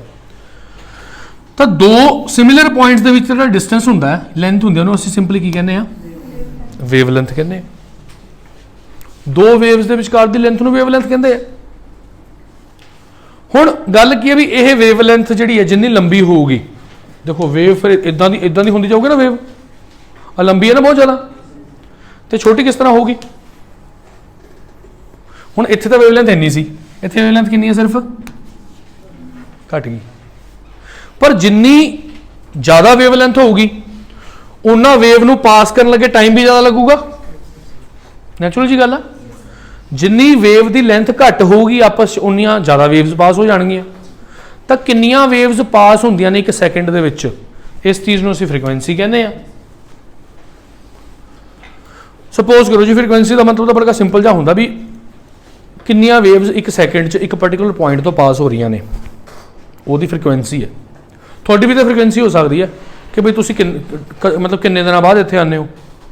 ਇੱਕ ਬੰਦਾ ਰੈਗੂਲਰ ਆ ਰਿਹਾ, ਮੰਨ ਲਓ ਡੇਲੀ ਆਉਂਦਾ, ਉਹਦੀ ਫ੍ਰੀਕੁਐਂਸੀ ਜ਼ਿਆਦਾ ਹੈ।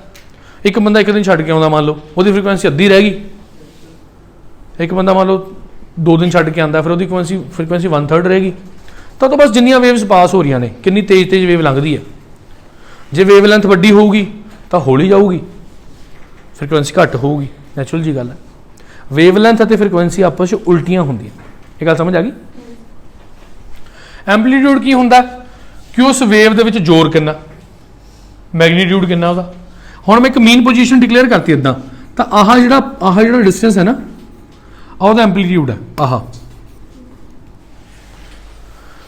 ਤਾਂ ਫਿਲਹਾਲ ਐਂਪਲੀਟਿਊਡ ਦੀ ਸਾਨੂੰ ਲੋੜ ਨਹੀਂ, ਅਸੀਂ ਸਿਰਫ ਦੋ ਚੀਜ਼ਾਂ ਦੇਖਣੀਆਂ, ਇੱਕ ਤਾਂ ਵੇਵ ਲੈਂਥ, ਇੱਕ ਫ੍ਰੀਕੁਐਂਸੀ। ਹੁਣ ਅੱਗੇ ਚੱਲਦੇ ਹਾਂ।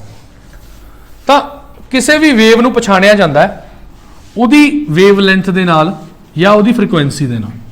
ਜ਼ਿਆਦਾਤਰ ਉਹਨੂੰ ਫ੍ਰੀਕੁਐਂਸੀ ਨਾਲ ਹੀ ਪਛਾਣਿਆ ਜਾਂਦਾ। ਮੈਂ ਸਾਊਂਡ ਵੇਵ ਦੀ ਗੱਲ ਕਰ ਰਿਹਾ, ਸਾਊਂਡ ਵੇਵਸ ਦੀ ਗੱਲ ਕਰ ਰਹੇ। ਹੁਣ ਦੇਖੋ ਜਦੋਂ ਅਸੀਂ ਸਾਊਂਡ ਵੇਵ ਦੀ ਫ੍ਰੀਕੁਐਂਸੀ ਦੇਖਦੇ ਹਾਂ, ਹੁਣ ਮੈਂ ਤੁਹਾਨੂੰ ਦੱਸਦਾ ਫ੍ਰੀਕੁਐਂਸੀ ਦਾ ਮਤਲਬ ਇੱਕ ਪੁਆਇੰਟ ਚੋਂ ਕਿੰਨੀਆਂ ਵੇਵਸ ਪਾਸ ਕਰਕੇ ਜਾ ਰਹੀਆਂ ਇੱਕ ਸਕਿੰਟ 'ਚ। ਜਿੰਨੇ ਜ਼ਿਆਦਾ ਜਾਣਗੇ ਉਹਦੀ, ਇਹਦਾ ਮਤਲਬ ਉਨੀ ਛੋਟੀ ਵੇਵ ਲੈਂਥ ਉਹਦੀ, ਹੈ ਨਾ। ਹੁਣ ਫ੍ਰੀਕੁਐਂਸੀ ਨੂੰ ਆਪਾਂ ਮਾਪਣ ਦੀ ਜਿਹੜੀ ਯੂਨਿਟ ਹੁੰਦੀ ਹੈ ਉਹਦੀ ਹਰਟਜ਼। ਹੁਣ ਇਹ ਫੰਡਾਮੈਂਟਲ ਯੂਨਿਟ ਹੈ ਕਿ ਡਰਾਈਵਡ ਯੂਨਿਟ। ਬਈ ਫੰਡਾਮੈਂਟਲ ਤਾਂ 7 ਹੀ ਹੁੰਦੀਆਂ ਨੇ, ਉਦੋਂ ਤਾਂ ਇਹ ਆਈ ਨਹੀਂ ਸੀ, ਡਰਾਈਵਡ ਹੀ ਹੈ। ਹੁਣ ਇਹ ਕਿੱਥੋਂ ਆਈ ਮੈਂ ਤੁਹਾਨੂੰ ਇਹ ਵੀ ਦੱਸ ਦੇਣਾ ਨਾਲ ਦੀ ਨਾਲ, ਤਾਂ ਕਿ ਬਾਅਦ 'ਚ ਪ੍ਰੋਬਲਮ ਨਾ ਆਵੇ। ਟਾਈਮ ਦੀ ਯੂਨਿਟ ਕੀ ਹੁੰਦੀ ਹੈ, ਸੈਕਿੰਡ। ਹੁਣ ਆਪਾਂ ਇਹ ਪੜ੍ਹਿਆ ਸੀ ਵੀ ਫ੍ਰੀਕੁਐਂਸੀ ਦਾ ਮਤਲਬ ਵੀ ਇੱਕ ਸਕਿੰਟ 'ਚ ਕਿੰਨੀਆਂ ਵੇਵਸ ਲੰਘ ਜਾਂਦੀਆਂ ਨੇ ਇੱਕ ਪੁਆਇੰਟ 'ਚੋਂ। ਤਾਂ ਆਪਾਂ 1 ਸਕਿੰਟ ਲੈ ਲਿਆ, 1 ਸਕਿੰਟ ਕਰ ਲਿਆ, ਯਾਨੀ ਇਹਦਾ ਮਤਲਬ ਹੁੰਦਾ 1/t, ਯਾਨੀ 1 ਸੈਕਿੰਡ। ਠੀਕ ਹੈ, ਇਹਨੂੰ ਹਰਟਜ਼ ਕਹਿੰਦੇ ਆ, ਹਰਟਜ਼। ਬਸ ਸੈਕਿੰਡ ਨੂੰ ਮੈਂ ਉਲਟ ਕਰਤਾ। ਸੈਕਿੰਡ ਤਾਂ ਮੇਰੀ ਫੰਡਾਮੈਂਟਲ ਯੂਨਿਟ ਸੀਗੀ, ਜਦੋਂ 1/, ਕੀਤਾ ਪਰ ਸੈਕਿੰਡ ਕਰਤਾ, ਕਿਉਂਕਿ ਜਦੋਂ ਮਾਪੂਗਾ ਪਰ ਸੈਕਿੰਡ ਦੇ ਹਿਸਾਬ ਨਾਲ ਹੀ ਮਾਪੂਗਾ। ਤਾਂ ਹਰਟਜ਼ ਪਰ ਸੈਕਿੰਡ ਹੁੰਦਾ, ਯਾਨੀ 1 ਸਕਿੰਟ 'ਚ ਕਿੰਨੀਆਂ ਵੇਵਸ ਲੰਘੀਆਂ, ਉਹਦੀ ਫ੍ਰੀਕੁਐਂਸੀ ਦੀ ਯੂਨਿਟ ਹੁੰਦੀ ਹੈ ਹਰਟਜ਼। ਹੁਣ ਸਾਨੂੰ ਪਤਾ ਹੈ ਕਿ 20 ਹਰਟਜ਼ ਤੋਂ ਲੈ ਕੇ 20,000 ਹਰਟਜ਼ ਦੇ ਵਿੱਚ ਜੇਕਰ ਉਹ ਸਾਊਂਡ ਦੀ ਫ੍ਰੀਕੁਐਂਸੀ ਹੋਵੇ ਤਾਂ ਉਹ ਹੁੰਦੀ ਹੈ ਜੀ ਮਨੁੱਖ ਵਾਸਤੇ ਆਡੀਬਲ, ਸੁਣਨਯੋਗ। ਅਸੀਂ ਬੋਲਦੇ ਹਾਂ, ਕੋਈ ਖੜਕਾ ਹੁੰਦਾ ਹੈ, ਸ਼ੋਰ ਹੁੰਦਾ ਹੈ, ਕੋਈ ਬੱਸ ਜਾਂਦੀ ਹੈ, ਹੌਰਨ ਵੱਜਦਾ ਹੈ, ਪੰਖੇ ਦੀ ਆਵਾਜ਼, ਏਸੀ ਦੀ ਆਵਾਜ਼, ਗਾਣੇ ਦੀ ਆਵਾਜ਼, ਇਹ ਸਭ 20 ਤੋਂ ਲੈ ਕੇ 20,000 ਹਰਟਜ਼ ਦੇ ਵਿੱਚ ਹੀ ਹੁੰਦਾ।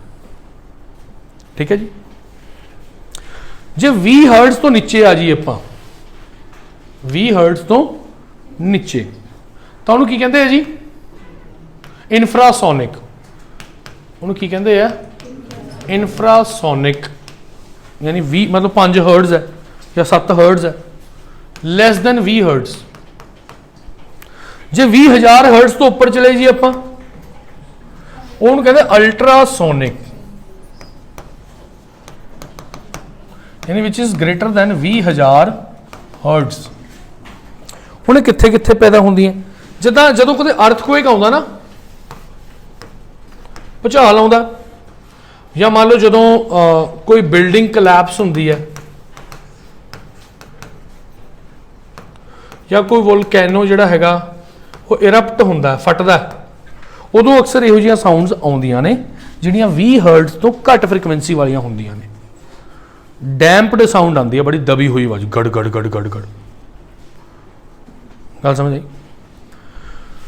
ਅਲਟਰਾਸੋਨਿਕ ਅਕਸਰ ਕਿੱਥੇ, ਇੱਕ ਤਾਂ ਜਦੋਂ ਆਪਾਂ ਅਲਟਰਾਸਾਊਂਡ ਕਰਾਉਂਦੇ ਆ, ਅਲਟਰਾਸਾਊਂਡ ਕਰਾਉਂਦੇ ਆ ਅਸੀਂ ਆਪਣੇ ਪੇਟ ਦਾ, ਉਹ ਇਸ ਕਰਕੇ ਕਰਾਇਆ ਜਾਂਦਾ ਤਾਂ ਕਿ ਪੇਟ ਦੇ ਅੰਦਰ ਜੋ ਵੀ ਐਕਟੀਵਿਟੀ ਹੋ ਰਹੀ ਹੈ, ਖਾਸ ਕਰ ਪ੍ਰੈਗਨੈਂਟ ਲੇਡੀਜ਼ ਹੋ ਗਈਆਂ ਜਾਂ ਫਿਰ ਜਿਨ੍ਹਾਂ ਨੂੰ ਪੱਥਰੀ ਵਗੈਰਾ ਸਟੋਨ ਦੀ ਪ੍ਰੋਬਲਮ ਹੁੰਦੀ ਹੈ, ਉਹ ਲੋਕ ਆਪਣੀ ਕਿਡਨੀ ਦਾ ਅਲਟਰਾਸਾਊਂਡ ਪੂਰੇ ਐਬਡੋਮਨ ਦਾ ਹੀ ਕਰਾਉਂਦੇ ਨੇ, ਕਿਉਂਕਿ ਕਿਤੇ ਹੋਰ ਵੀ ਤਾਂ ਪ੍ਰੋਬਲਮ ਹੋ ਸਕਦੀ ਹੈ, ਫਿਰ ਉਹ ਦਿਖ ਜਾਂਦੀ ਹੈ। ਇਹ ਤੋਂ ਇਲਾਵਾ ਜਿਹੜੀਆਂ ਡੋਲਫਿਨਸ ਹੁੰਦੀਆਂ ਨੇ, ਡੋਲਫਿਨਸ, ਉਹਨਾਂ ਦੇ ਅੰਦਰ ਵੀ ਇੱਕ ਨੈਚੁਰਲ ਸਿਸਟਮ ਹੁੰਦਾ ਅਲਟਰਾਸਾਊਂਡ ਪੈਦਾ ਕਰਨ ਦਾ, ਕਿਉਂਕਿ ਜ਼ਿਆਦਾਤਰ ਜਿਹੜੀਆਂ ਡੋਲਫਿਨਸ ਹੁੰਦੀਆਂ ਨੇ, ਜਿਵੇਂ ਆਪਾਂ ਆਪਣੀ ਗੰਗਾ ਦੇ ਵਿੱਚ ਜਿਹੜੀ ਡੋਲਫਿਨ ਪਾਈ ਜਾਂਦੀ ਉਹ ਬਲਾਈਂਡ ਹੁੰਦੀ ਹੈ, ਇਟ ਇਜ਼ ਬਲਾਈਂਡ। ਉਹਦਾ ਨਾਮ ਮੈਂ ਤੁਹਾਨੂੰ ਦੱਸਿਆ ਸੀਗਾ, ਸੁਸੂ, ਯਾਦ ਆ ਨਾ, ਕਿਉਂਕਿ ਆਵਾਜ਼ ਸੂ ਸੂ ਦੀ ਆਵਾਜ਼ ਕੱਢਦੀ ਹੈ ਉਹ। ਤੇ ਸਾਡਾ ਨੈਸ਼ਨਲ ਐਕੁਆਟਿਕ ਐਨੀਮਲ ਵੀ ਗੰਗਾ ਹੀ ਹੈ। ਸਾਡਾ ਨੈਸ਼ਨਲ ਹੈਰੀਟੇਜ ਐਨੀਮਲ ਕਿਹੜਾ? ਐਲੀਫੈਂਟ। ਵੀਡੀਓ 'ਚ ਦੱਸਿਆ ਸੀ। ਹਾਂ, ਸੋ ਕਹਿਣ ਦਾ ਭਾਵ ਕੀ ਹੈ ਕਿ ਇਹ ਡੋਲਫਿਨਸ ਨੇ ਜਿਹੜੀਆਂ ਆਪਣੇ ਅੰਦਰ, ਇੱਕ ਇਹਨਾਂ ਦਾ ਇਨਬਿਲਟ ਸੋਨਾਰ ਹੁੰਦਾ। ਸੋਨਾਰ ਇੱਕ ਯੰਤਰ ਹੁੰਦਾ ਜਿਹੜਾ ਅਲਟਰਾਸਾਊਂਡ ਦਾ ਪ੍ਰਯੋਗ ਕਰਕੇ ਸਮੁੰਦਰ ਦੇ ਵਿੱਚ ਜਾਂ ਕਿਸੇ ਚੀਜ਼ ਦੀ ਡੂੰਘਾਈ ਵੀ ਮਾਪ ਸਕਦਾ ਤੇ ਕਿਸੇ ਚੀਜ਼ ਦਾ ਪਤਾ ਵੀ ਲਗਾ ਸਕਦਾ। ਉਹਨਾਂ ਦੇ ਅੰਦਰ ਉਹ ਸਿਸਟਮ ਫਿੱਟ ਹੁੰਦਾ, ਉਹ ਵੇਵ ਭੇਜਦੀਆਂ ਨੇ ਅੰਦਰ ਉਹਦੀ, ਤੇ ਟਕਰਾ ਕੇ ਵਾਪਸ ਆ ਜਾਂਦਾ, ਫਿਰ ਉਹਨਾਂ ਦੇ ਅੰਦਰ ਇੱਕ ਇਮੇਜ ਬਣ ਜਾਂਦੀ ਹੈ। ਅਸੀਂ ਵੀ ਤਾਂ ਇਦਾਂ ਹੀ ਦੇਖਦੇ ਹਾਂ। ਅਸੀਂ ਦੇਖਿਆ ਪ੍ਰਕਾਸ਼ ਤੁਹਾਡੇ ਉੱਪਰ ਪਿਆ, ਟਕਰਾ ਕੇ ਵਾਪਸ ਆ ਗਿਆ, ਤੁਹਾਡੀ ਅੱਖਾਂ 'ਚ ਆ ਗਿਆ। ਹੁਣ ਇਸ ਟਾਈਮ ਲਾਈਟ ਮੇਰੇ ਤੇ ਪੈ ਰਹੀ ਹੈ, ਲਾਈਟ ਪਈ ਫਿਰ ਤੁਹਾਡੀ ਅੱਖਾਂ 'ਚ ਵੱਜੀ ਤੇ ਤੁਹਾਨੂੰ ਅੰਦਰ ਇਮੇਜ ਬਣ ਗਈ। ਰੈਟੀਨਾ ਸਾਡਾ ਜਿਹੜਾ ਅੱਖ ਦੇ ਅੰਦਰ ਰੈਟੀਨਾ ਹੁੰਦਾ, ਉਹੀ ਕੰਮ ਕਰਦਾ। ਬੜੀ ਇੱਕ ਦੇਖੋ ਕਿੰਨੀ ਸਾਇੰਟੀਫਿਕ ਚੀਜ਼ ਹੈ ਇਹ ਵੀ, ਠੀਕ ਹੈ ਨਾ। ਹੁਣ ਗੱਲ ਇੱਥੇ ਇਹ ਹੈ ਵੀ ਜੇ ਇੱਕ ਆਪਾਂ ਕਹਿੰਦੇ ਵੀ ਜਿਹੜਾ ਰੰਗ ਆਪਾਂ ਦੇਖਦੇ ਹਾਂ, ਕਿ ਵਾਕਈ 'ਚ ਉਹ ਉਹੀ ਰੰਗ ਹੁੰਦਾ ਜਿਹੜਾ ਆਪਾਂ ਦੇਖਦੇ ਹਾਂ। ਜਿਵੇਂ ਸਪੋਜ਼ ਕਰੋ ਆਹ ਕਿਹੜਾ ਰੰਗ ਹੈ? ਬਲੈਕ। ਹੁੰਦਾ ਪਤਾ ਕੀ ਹੈ, ਜਦੋਂ ਲਾਈਟ ਪੈਂਦੀ ਹੈ ਨਾ ਕਿਸੇ ਵੀ ਚੀਜ਼ ਤੇ, ਤਾਂ ਹਰੇਕ ਆਬਜੈਕਟ ਦੀ ਇੱਕ ਫਿਤਰਤ ਹੁੰਦੀ ਹੈ ਵੀ ਉਹਨੇ ਕਿਹੜਾ ਰੰਗ ਆਪਣੇ ਅੰਦਰ ਐਬਜ਼ੌਰਬ ਕਰਨਾ ਤੇ ਕਿਹੜਾ ਰੰਗ ਬਾਹਰ ਭੇਜਣਾ। ਹੁਣ ਜਿਹੜਾ ਬਲੈਕ ਤੁਹਾਨੂੰ ਦਿਖਾਈ ਦੇ ਰਿਹਾ, ਇਹਨੇ ਸਾਰੇ ਹੀ ਰੰਗ ਐਬਜ਼ੌਰਬ ਕਰ ਲਏ, ਸਾਰੇ ਜਿੰਨੇ ਵੀ ਰੰਗ ਸੀਗੇ ਉਹ ਸਾਰੇ ਨੇ ਆਪਣੇ ਅੰਦਰ ਸਮਾ ਲਏ, ਬਾਹਰ ਕੋਈ ਰੰਗ ਹੀ ਨਹੀਂ ਆਇਆ, ਤੇ ਸਾਨੂੰ ਕੋਈ ਰੰਗ ਦਿਖਿਆ ਹੀ ਨਹੀਂ, ਇਸ ਕਰਕੇ ਅਸੀਂ ਕਾਲਾ ਮੰਨ ਲਿਆ। ਕਈ ਚੀਜ਼ਾਂ ਇਦਾਂ ਦੀਆਂ ਹੁੰਦੀਆਂ ਜਿਹੜੀਆਂ ਸਾਰੇ ਹੀ ਰੰਗਾਂ ਨੂੰ ਵਾਪਸ ਭੇਜ ਦਿੰਦੀਆਂ, ਉਹ ਫਿਰ ਸਾਰੀ ਰੰਗ ਜਦੋਂ ਲਾਈਟ ਇਕੱਠੇ ਮਿਕਸ ਹੋ ਕੇ ਆ ਜਾਊਗੀ, ਵਾਈਟ ਹੀ ਦਿਖਾਈ ਦੇਊਗੀ। ਇਹਦਾ ਮਤਲਬ ਸਪੋਜ਼ ਕਰੋ ਜੇ ਸਪੋਜ਼ ਆਹ ਜਿਹੜੀ ਮੇਰੀ ਸ਼ਰਟ ਹੈ, ਟੀ ਸ਼ਰਟ ਹੈ ਜਾਂ ਸ਼ਰਟ ਜੋ ਵੀ ਹੈ, ਇਹ ਸਕਾਈ ਬਲੂ ਦਿਖਾਈ ਦੇ ਰਹੀ ਹੈ, ਤਾਂ ਮਤਲਬ ਬਾਕੀ ਤਾਂ ਸਾਰੇ ਰੰਗ ਨੇ ਆਪਣੇ ਅੰਦਰ ਐਬਜ਼ੌਰਬ ਕਰ ਲਏ, ਪਰ ਸਕਾਈ ਬਲੂ ਤੁਹਾਨੂੰ ਵਾਪਸ ਭੇਜਤਾ। ਇਦਾਂ ਰੰਗ ਦਿਖਾਈ ਦਿੰਦੇ ਨੇ ਆਪਾਂ ਨੂੰ। ਐਨੀਵੇਜ਼, ਸੋ ਹੁਣ ਸਾਊਂਡ ਹੈ ਜਿਹੜੀ, ਇਹਦੇ ਉੱਪਰ ਹੋਰ ਕੀ ਕੁਐਸਚਨਸ ਆਉਂਦੇ ਨੇ। ਪਹਿਲਾਂ ਮੈਂ ਤੁਹਾਨੂੰ ਦੱਸਤਾ ਕਿ ਆਹ ਇਨਫਰਾਸੋਨਿਕ ਤੇ ਅਲਟਰਾਸੋਨਿਕ। ਹੁਣ ਗੱਲ ਸਮਝੋ ਕਿ ਸਾਊਂਡ ਦੇ ਉੱਪਰ ਪ੍ਰਭਾਵ ਟੈਂਪਰੇਚਰ ਦਾ, ਡੈਂਸਿਟੀ ਦਾ ਅਤੇ ਪ੍ਰੈਸ਼ਰ ਦਾ। ਅੱਛਾ, ਜਦੋਂ ਵੀ ਸਾਊਂਡ ਵੇਵ ਟਰੈਵਲ ਕਰਦੀ ਹੈ ਉਹ ਹਮੇਸ਼ਾ ਲੌਂਗੀਟਿਊਡਨਲ ਟਰੈਵਲ ਕਰਦੀ ਹੈ। ਲੌਂਗੀਟਿਊਡਨਲ, ਹੁਣ ਇਹ ਥੋੜੀ ਜਿਹੀ ਨਵੀਂ ਚੀਜ਼ ਆ ਗਈ ਤੁਹਾਡੇ ਵਾਸਤੇ ਵੀ ਲੌਂਗੀਟਿਊਡਨਲ ਦਾ ਮਤਲਬ ਕੀ ਹੈ ਸਰ? ਹਮੇਸ਼ਾ ਉਹਦਾ ਜਿਹੜਾ ਪੁਆਇੰਟ ਆਫ ਮੂਵਮੈਂਟ ਹੁੰਦਾ ਉਹ ਇੱਕ ਸਿੰਗਲ ਡਾਇਰੈਕਸ਼ਨ 'ਚ ਹੁੰਦਾ। ਤੁਸੀਂ ਸਪਰਿੰਗ ਦੇਖਿਆ, ਸਪਰਿੰਗ ਨੂੰ ਅਸੀਂ ਇਦਾਂ ਕਰਦੇ ਹਾਂ, ਇਦਾਂ ਹੋ ਜਾਂਦਾ ਨਾ, ਜਦੋਂ ਇਦਾਂ ਖਿੱਚਾਂਗੇ ਇਦਾਂ ਹੀ ਆਊਗਾ ਨਾ, ਐਂ ਤਾਂ ਨਹੀਂ ਤੁਸੀਂ ਇਦਾਂ ਖਿੱਚੋ ਐਂ ਹੋਣ ਲੱਗ ਜਾਊਗਾ, ਐਂ ਤਾਂ ਨਹੀਂ ਹੁੰਦਾ। ਇੱਕ ਜੋਕਰ ਦੇ ਕੋਲ ਵੀ ਸਪਰਿੰਗ ਹੁੰਦਾ, ਉਹ ਐਂ ਕਰਦਾ ਉਹਦੇ ਨਾਲ, ਹੈ ਨਾ, ਉਹ 'ਚ ਕਈ ਸਾਰੀ ਡਾਇਰੈਕਸ਼ਨਸ ਇਨਵੋਲਵ ਹੋ ਗਈਆਂ, ਉਹ ਤਾਂ ਹੁੰਦਾ ਟਰਾਂਸਵਰਸ। ਪਰ ਜਿਹੜਾ ਸਿੱਧਾ ਇੱਕੋ ਹੀ ਡਾਇਰੈਕਸ਼ਨ 'ਚ ਚੱਲਦਾ ਉਹਨੂੰ ਕਹਿੰਦੇ ਆ ਲੌਂਗੀਟਿਊਡਨਲ। ਜਦੋਂ ਲੋਕ ਕਿਸੇ ਪਟੜੀ ਦੇ ਨੇੜੇ ਜਾਂਦੇ ਆ ਤਾਂ ਲੋਕ ਕੰਨ ਲਗਾ ਕੇ ਸੁਣਦੇ ਆ, ਕੀ ਸੁਣਦੇ ਆ? ਵੀ ਟ੍ਰੇਨ ਆ ਰਹੀ ਹੈ ਕਿ ਨਹੀਂ ਆ ਰਹੀ, ਉੱਥੋਂ ਦੀ ਉਹਨੂੰ ਮਹਿਸੂਸ ਹੋ ਜਾਊਗਾ। ਦੇਖਦੇ ਕਿਉਂ ਨਹੀਂ ਹੈਗੇ, ਸਿੱਧਾ ਦੇਖ ਕਿਉਂ ਨਹੀਂ ਲੈਂਦੇ? ਇਹ ਦੱਸੋ। ਹਾਂਜੀ, ਨਹੀਂ ਆਪਾਂ ਦੇਖ ਕਿਉਂ ਨਹੀਂ ਲੈਂਦੇ? ਸਪੋਜ਼ ਇੱਕ ਪਟੜੀ ਜਾ ਰਹੀ ਹੈ, ਆਪਾਂ ਪਤਾ ਕਰਨਾ ਵੀ ਟ੍ਰੇਨ ਆ ਰਹੀ ਹੈ ਕਿ ਨਹੀਂ ਆ ਰਹੀ। ਓਹੋ, ਇੱਕ ਜਣਾ ਬੋਲੋ, ਇੰਨੀਆਂ ਗੋਲੀਆਂ ਨਾ ਇਕੱਠੇ ਚਲਾਓ। ਸਾਊਂਡ ਵੇਵ ਜ਼ਿਆਦਾ ਪਾਸ ਹੁੰਦੀ, ਜਲਦੀ ਪਾਸ ਹੁੰਦੀ। ਮਤਲਬ ਤੁਸੀਂ ਇਹ ਕਹਿਣਾ ਚਾਹ ਰਹੇ ਹੋ ਵੀ ਲਾਈਟ ਨਾਲੋਂ ਤੇਜ਼ ਸਾਊਂਡ ਕੰਮ ਕਰਦੀ ਹੈ। ਜਦੋਂ ਆਤਿਸ਼ਬਾਜ਼ੀ फटदी है उपर जाके, रोशनी पहला दिखाई देती है कि आवाज़ पहला सुनाई देती है? रोशनी पहला दिखाई देती है। लाइट की स्पीड तो 3 लाख किलोमीटर पर सैकेंड है, ये तो 330 मीटर पर सैकेंड है। यही समझाना चाह रहा मैं थोड़ा। आप इस करके नहीं देख पाते क्योंकि हो सकता ट्रेन की पटड़ी किहड़ा सीधी होगी, कितने मोड़ होगा, कोई जंगल होगा, कितों घूम के आ रही होगी। पर फिर तुम कहोगे भी जी आवाज़ है वो सानू ट्रैक दे विच सुनाई दे जाती है, क्योंकि जी साउंड है ना वो सब तो तेज सॉलिड दे विच, ठोस चीज़ों के सब तो तेज चलती है। जे तो नॉर्मल मैं जिवें बोल रहा थानू, हवा दे विच तां साउंड की स्पीड तकरीबन 330 मीटर प्रति सैकेंड होंदी है। पानी दे विच ये स्पीड थोड़ी जी वध जाती है, तकरीबन 1500 मीटर पर सैकेंड हो जाती है। अते जे मैं आयरन की गल करा, लोहे की गल करा, तो यह 5000 मीटर पर सैकेंड के लागे ताके पहुँच जाती है।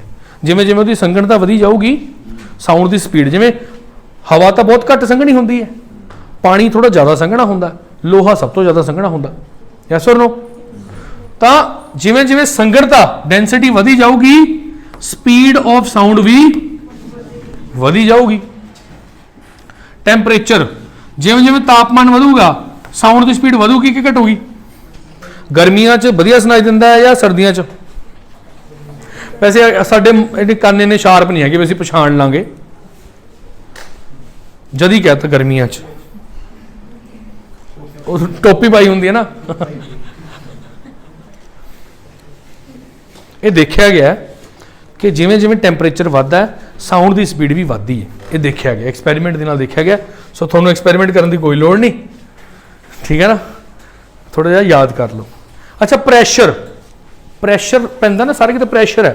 जो असीं पहाड़ां च जाने, गड्डी साडी पहाड़ां जा रही होंदी बस या गड्डी च, तो साडे कन्नां दे विच कुछ हुंदा वो, क्योंकि उपर जिवें जाई जांदे आ प्रैशर घटी जांदा है। वैसे तो बाहर का प्रैशर साडे कन्नां दे विच खून नूं दब के रखदा अंदर नूं, कन्न ते नक जिहड़े साडे बहुत पतला जिहा मास हुंदा ना, वो अंदर नूं दब के रखदा प्रैशर, बाहर वाला प्रैशर। पर जदों बाहरी प्रैशर घट गया तो फिर वो जिहड़ा खून हुंदा बाहर नूं आउण दी कोशिश करदा, तो कईयां दी नकसीर छुट जांदी है, या कन्नां दे विचों या नक दे विचों खून आउण लग जांदा कई वारी। कईयां दे जिहड़े जख्म हुंदे ने ना, ताज़ा जख्म, वो भी कई वारी उन्हां चों भी खून निकलना शुरू हो जांदा पहाड़ां जाके। तो पर प्रैशर का जो प्रैशर वधदा या घटदा है, साउंड की स्पीड के उपर कोई फर्क नहीं पैंदा। ये गल याद रखियो, साउंड का प्रैशर नाल कोई लेगा तेगा नहीं हैगा, ठीक है जी। चलो हुण आपां गल कर रहे सी भी सब तो ज़्यादा तो सॉलिड चो ट्रैवल करती है, वो तो घट पानी च, वो तो घट हवा च। हुण इहदी एग्जाम्पल तुसीं समझ ही लई भी लाइट की स्पीड तो ये मुकाबले बहुत ज़्यादा है। तो अक्सर जदों कदे कोई मतलब आतिशबाजी फटदी है या गोली चलती है, सानूं धुआं पहला दिखाई दिंदा, आवाज़ बाद च आउंदी है। कदे गोली चलूगी ना, धुआं तुहानूं पहला दिखाई दे जूगा, या उहदा जिहड़ा स्पार्क, एक बार स्पार्क हुंदा ना, गोली चलती है, पर तुहानूं आवाज़ बाद च सुनाई देगी, क्योंकि आवाज़ तो हौली हौली आ रही है हवा च, सिर्फ इन्नी स्पीड नाल। जदों बिजली गड़कदी है, बिजली पहला गड़क जाती है, आवाज़ बाद च आउंदी है। बिजली गड़की फिर बाद च ठा ठा ठा होंदी है, ठीक है ना जी। एरोप्लेन का भी यही फंड है जी, बिल्कुल। जिहड़ा एरोप्लेन हुंदा है, जो कई बार धमाके की आवाज़ नहीं आउंदी, ਉਹਦਾ कंसैप्ट ਉਹਨੂੰ ਕਹਿੰਦੇ ਨੇ ਸੋਨਿਕ बूम। वो मैं ਤੁਹਾਨੂੰ पढ़ाना अगे जाके। ਉਹਦੀ स्पीड इन्नी ज़्यादा होंदी है भी ਇੱਕੋ दम ਜਦੋਂ हवा का एक बरौला छड्ड के ਜਾਂਦਾ, आप तो लंघ ਜਾਂਦਾ। ਜਦੋਂ तक सानू हवा का बरौला सुनाई दिंदा, उद तक तो वो जयपुर पहुंचा ਹੁੰਦਾ होना या जम्मू पहुंच जाना होना, पर बरौला सानू बाद सुनाई दिता, क्योंकि वो हौली हौली आ रहा है हवा दे विच। साउंड हौली हौली ट्रैवल, हौली हौली भी नहीं हैगी, 330 मीटर पर सैकेंड काफ़ी होंदा, ठीक है जी। ये एक दो गल्लां होर समझण वालियां ने कि एक कंसैप्ट होंदा ईको, एक कंसैप्ट होंदा है पहला आपां एक होंदा सुपरसोनिक, एक होंदा सबसोनिक, एक होंदा सुपरसोनिक, एक होंदा हाइपरसोनिक। देखो जी, जदों तां ਆਪਾਂ ਨੂੰ पता कि साउंड की स्पीड 330 मीटर पर सैकेंड होंदी है हवा च। जे तो ये तो भी घट होगी किसी चीज़ की स्पीड, ये मुकाबले आपां हुण किसी भी चीज़ की स्पीड ਸਾਊਂਡ ਦੀ ਸਪੀਡ ਦੇ ਮੁਕਾਬਲੇ ਦੇਖ ਰਹੇ ਹਾਂ।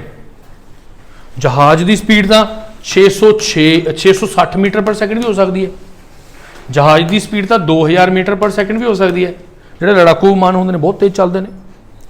ਮੇਰੇ ਕਹਿਣ ਦਾ ਕੀ ਮਤਲਬ ਹੈ ਵੀ ਜੇਕਰ ਸਪੀਡ ਸਾਊਂਡ ਮਤਲਬ ਕਿਸੇ ਵੀ ਆਬਜੈਕਟ ਦੀ ਸਪੀਡ 330 ਮੀਟਰ ਪਰ ਸੈਕਿੰਡ ਤੋਂ ਘੱਟ ਹੈ, ਉਹਨੂੰ ਤਾਂ ਕਹਿੰਦੇ ਸਬਸੋਨਿਕ ਸਪੀਡ।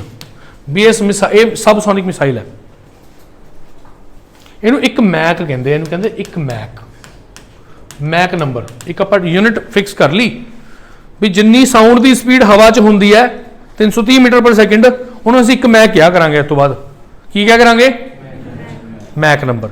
ਹੁਣ ਹਵਾਈ ਜਹਾਜ਼ ਦੀ ਸਪੀਡ ਨਾ ਮੈਕਾਂ 'ਚ ਹੀ ਮਾਪੀ ਦੀ ਹੁੰਦੀ ਹੈ। ਉੱਥੇ ਕਿਲੋਮੀਟਰ ਪ੍ਰਤੀ ਘੰਟਾ ਮੀਟਰ ਪਰ ਸੈਕਿੰਡ ਨਹੀਂ ਚੱਲਦਾ ਹੁੰਦਾ ਤੁਹਾਡਾ, ਉਰੇ ਬੱਸਾਂ ਗੱਡੀਆਂ 'ਚ ਹੀ ਚੱਲਦਾ। ਉਹ ਕਹਿੰਦੇ ਅਸੀਂ ਤਾਂ ਮੈਕਾਂ ਦੇ ਹਿਸਾਬ ਨਾਲ ਚੱਲਾਂਗੇ ਜੀ। ਮੈਂ ਥੋੜ੍ਹਾ ਜਿਹਾ ਪੰਜਾਬੀ 'ਚ ਬੋਲ ਰਿਹਾ, ਮੈਕ ਨੰਬਰ ਦੇ ਹਿਸਾਬ ਨਾਲ ਚੱਲਾਂਗੇ ਜੀ। ਤਾਂ ਇੱਕ ਮੈਕ ਨੰਬਰ ਕੀ ਹੈ ਜੀ? ਇੰਨਾ। ਹੁਣ ਜੇ ਤਾਂ ਇੱਕ ਮੈਕ ਤੋਂ ਘੱਟ ਹੈ ਫਿਰ ਤਾਂ ਕੀ ਹੈ ਜੀ? ਸਬ ਯਾਨੀ ਕਿ ਘੱਟ, ਛੋਟਾ।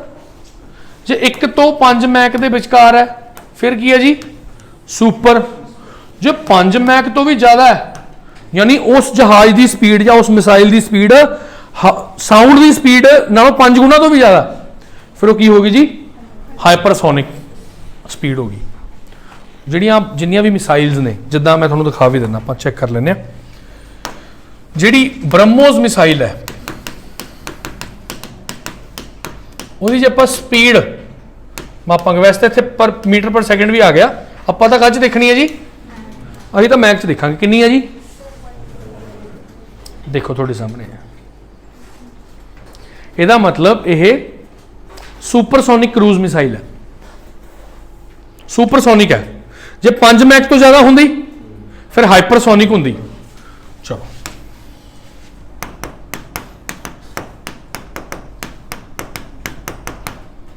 ਇੰਡੀਆਜ਼ ਸਬਸੋਨਿਕ ਕਰੂਜ਼ ਮਿਸਾਈਲ ਨਿਰਭੈ 0.7 ਮੈਕ, 1 ਮੈਕ ਤੋਂ ਵੀ ਘੱਟ ਹੈ। ਇਹਦਾ ਮਤਲਬ ਇਹ ਕਿਹੜੀ ਹੈ? ਸਬਸੋਨਿਕ ਹੈ। ਤਾਂ ਤੁਹਾਨੂੰ ਸਬਸੋਨਿਕ, ਸੁਪਰਸੋਨਿਕ, ਹੁਣ ਆਪਾਂ ਹਾਈਪਰਸੋਨਿਕ ਮਿਸਾਈਲ ਦੀ ਐਗਜ਼ਾਮਪਲ ਦੇਖ ਲਈਏ। ਰਸ਼ੀਆਜ਼ ਹਾਈਪਰਸੋਨਿਕ ਮਿਸਾਈਲ ਕਿੰਜ਼ਲ, ਸਪੀਡ ਦੇਖੋ ਕਿੰਨੀ ਹੈ? 10 ਟਾਈਮਸ ਹੈ ਜੀ, 10 ਮੈਕ ਤੋਂ ਵੀ ਜ਼ਿਆਦਾ। ਤਾਂ ਨਾਮ ਕੀ ਹੈ ਜੀ? ਕਿੰਜ਼ਲ।